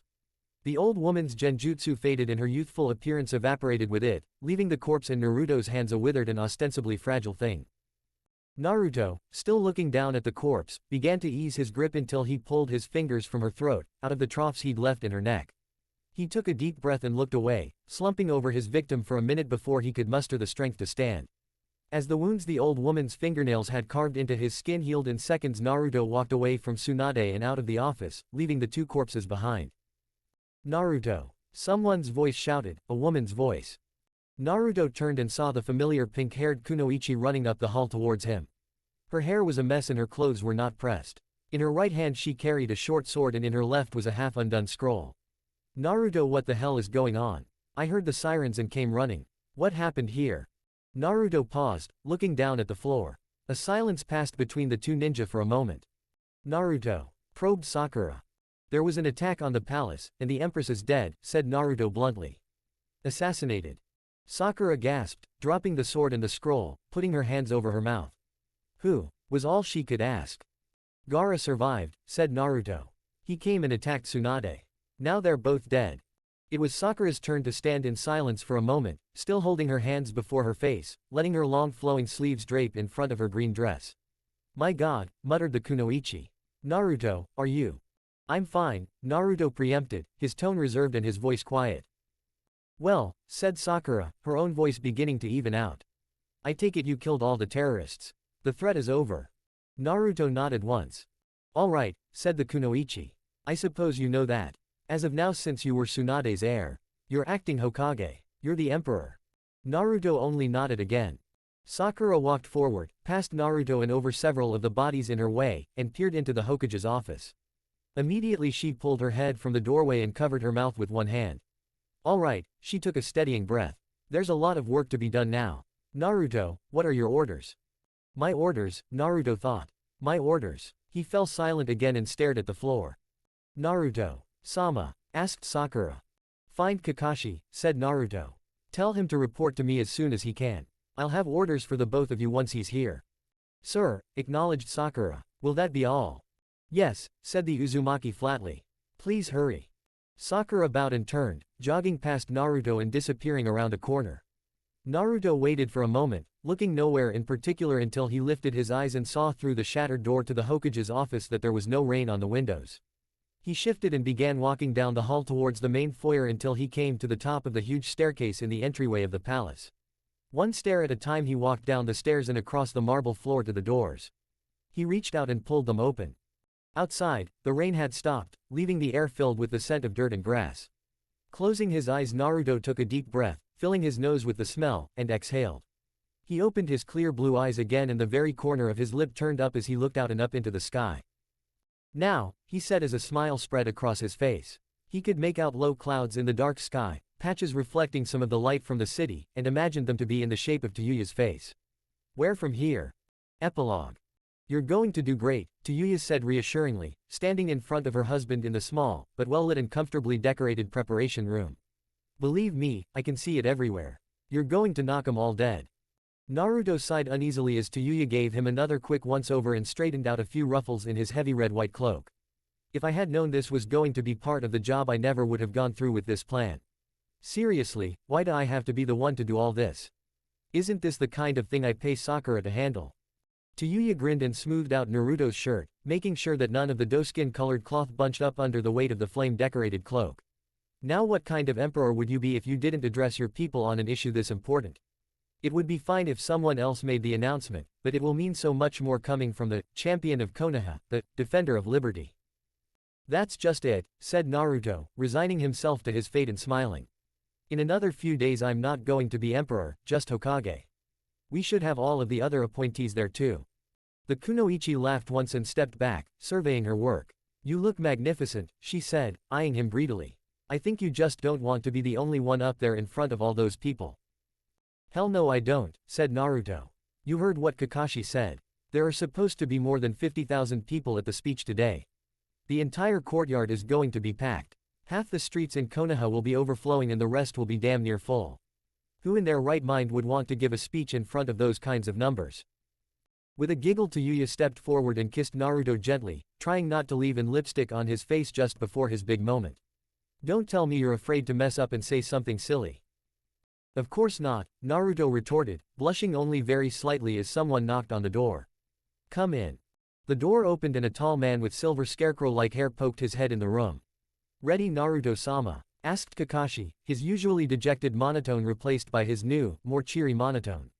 You're expected to take the podium in 6 minutes. Thanks Kakashi-sensei, said Naruto, respecting his old mentor. I'll be there on time. You look great sir, said the aging Hitaki, just like your father. Naruto grinned. Thanks, he said, I'm hoping to make him proud today. Wherever he is, said Kakashi, he'd already be proud of you sir. He and Jiraiya both would think you turned into a great man. We'll see, said Naruto, grinning and looking at Tayuya. There's some old saying about every great man having a better woman beside him. Tayuya smiled, resting one hand on her abdomen, which had begun to swell only enough to be noticeable. Go get him, said the kunoichi. You're not going to watch? Asked Naruto.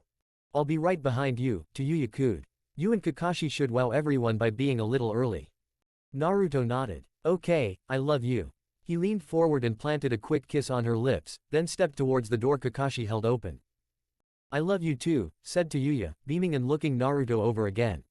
Naruto nodded and Kakashi bowed to her as the two ninja left the room, entering the long, white, hall beyond. Prompts? Asked Kakashi as he and Naruto set off down the hall. From his vest he produced a small stack of white cards and handed them to Naruto. I had Sakura write them up for you yesterday when you mentioned you hadn't had time to make any yourself. They're straight out of your meeting with the other appointees yesterday. Thanks, said Naruto, taking the notes from his old sensei and sifting through them quickly as the two ninja made their way up a winding flight of stairs. They came to a landing built next to an especially large window, and Naruto paused just long enough to glance outside. The window, which overlooked Konoha's northern districts, afforded him a plain view of the buildings and streets below, streets that he could see had long since filled up with people waiting to hear him speak. Kakashi-sensei, thanks for everything you've done. Your training saw me through a lot. I tried to help out along the way whenever I could, said Kakashi, lightheartedly dismissing any praise with a wave of his hand. Now's not the time to be praising me anyway, he continued as Naruto resumed their trek up the stairs to the top floor of the palace. You've got a lot of people waiting for you to give them the good news. I guess, said Naruto as he and Kakashi entered another long hallway, this one ending in a massive double glass door which lead out onto a small and sunbathed stone balcony. Kakashi stopped walking and Naruto paused for a moment. You're not going to join me. Kakashi shook his head once. I was head of Tsunade's information department for a while, remember? It might not go over too well if I'm seen as standing right beside you when you deliver your first address to the Empire. This one's all about you. Right, said Naruto with an uneasy grin. I'll be in the audience though.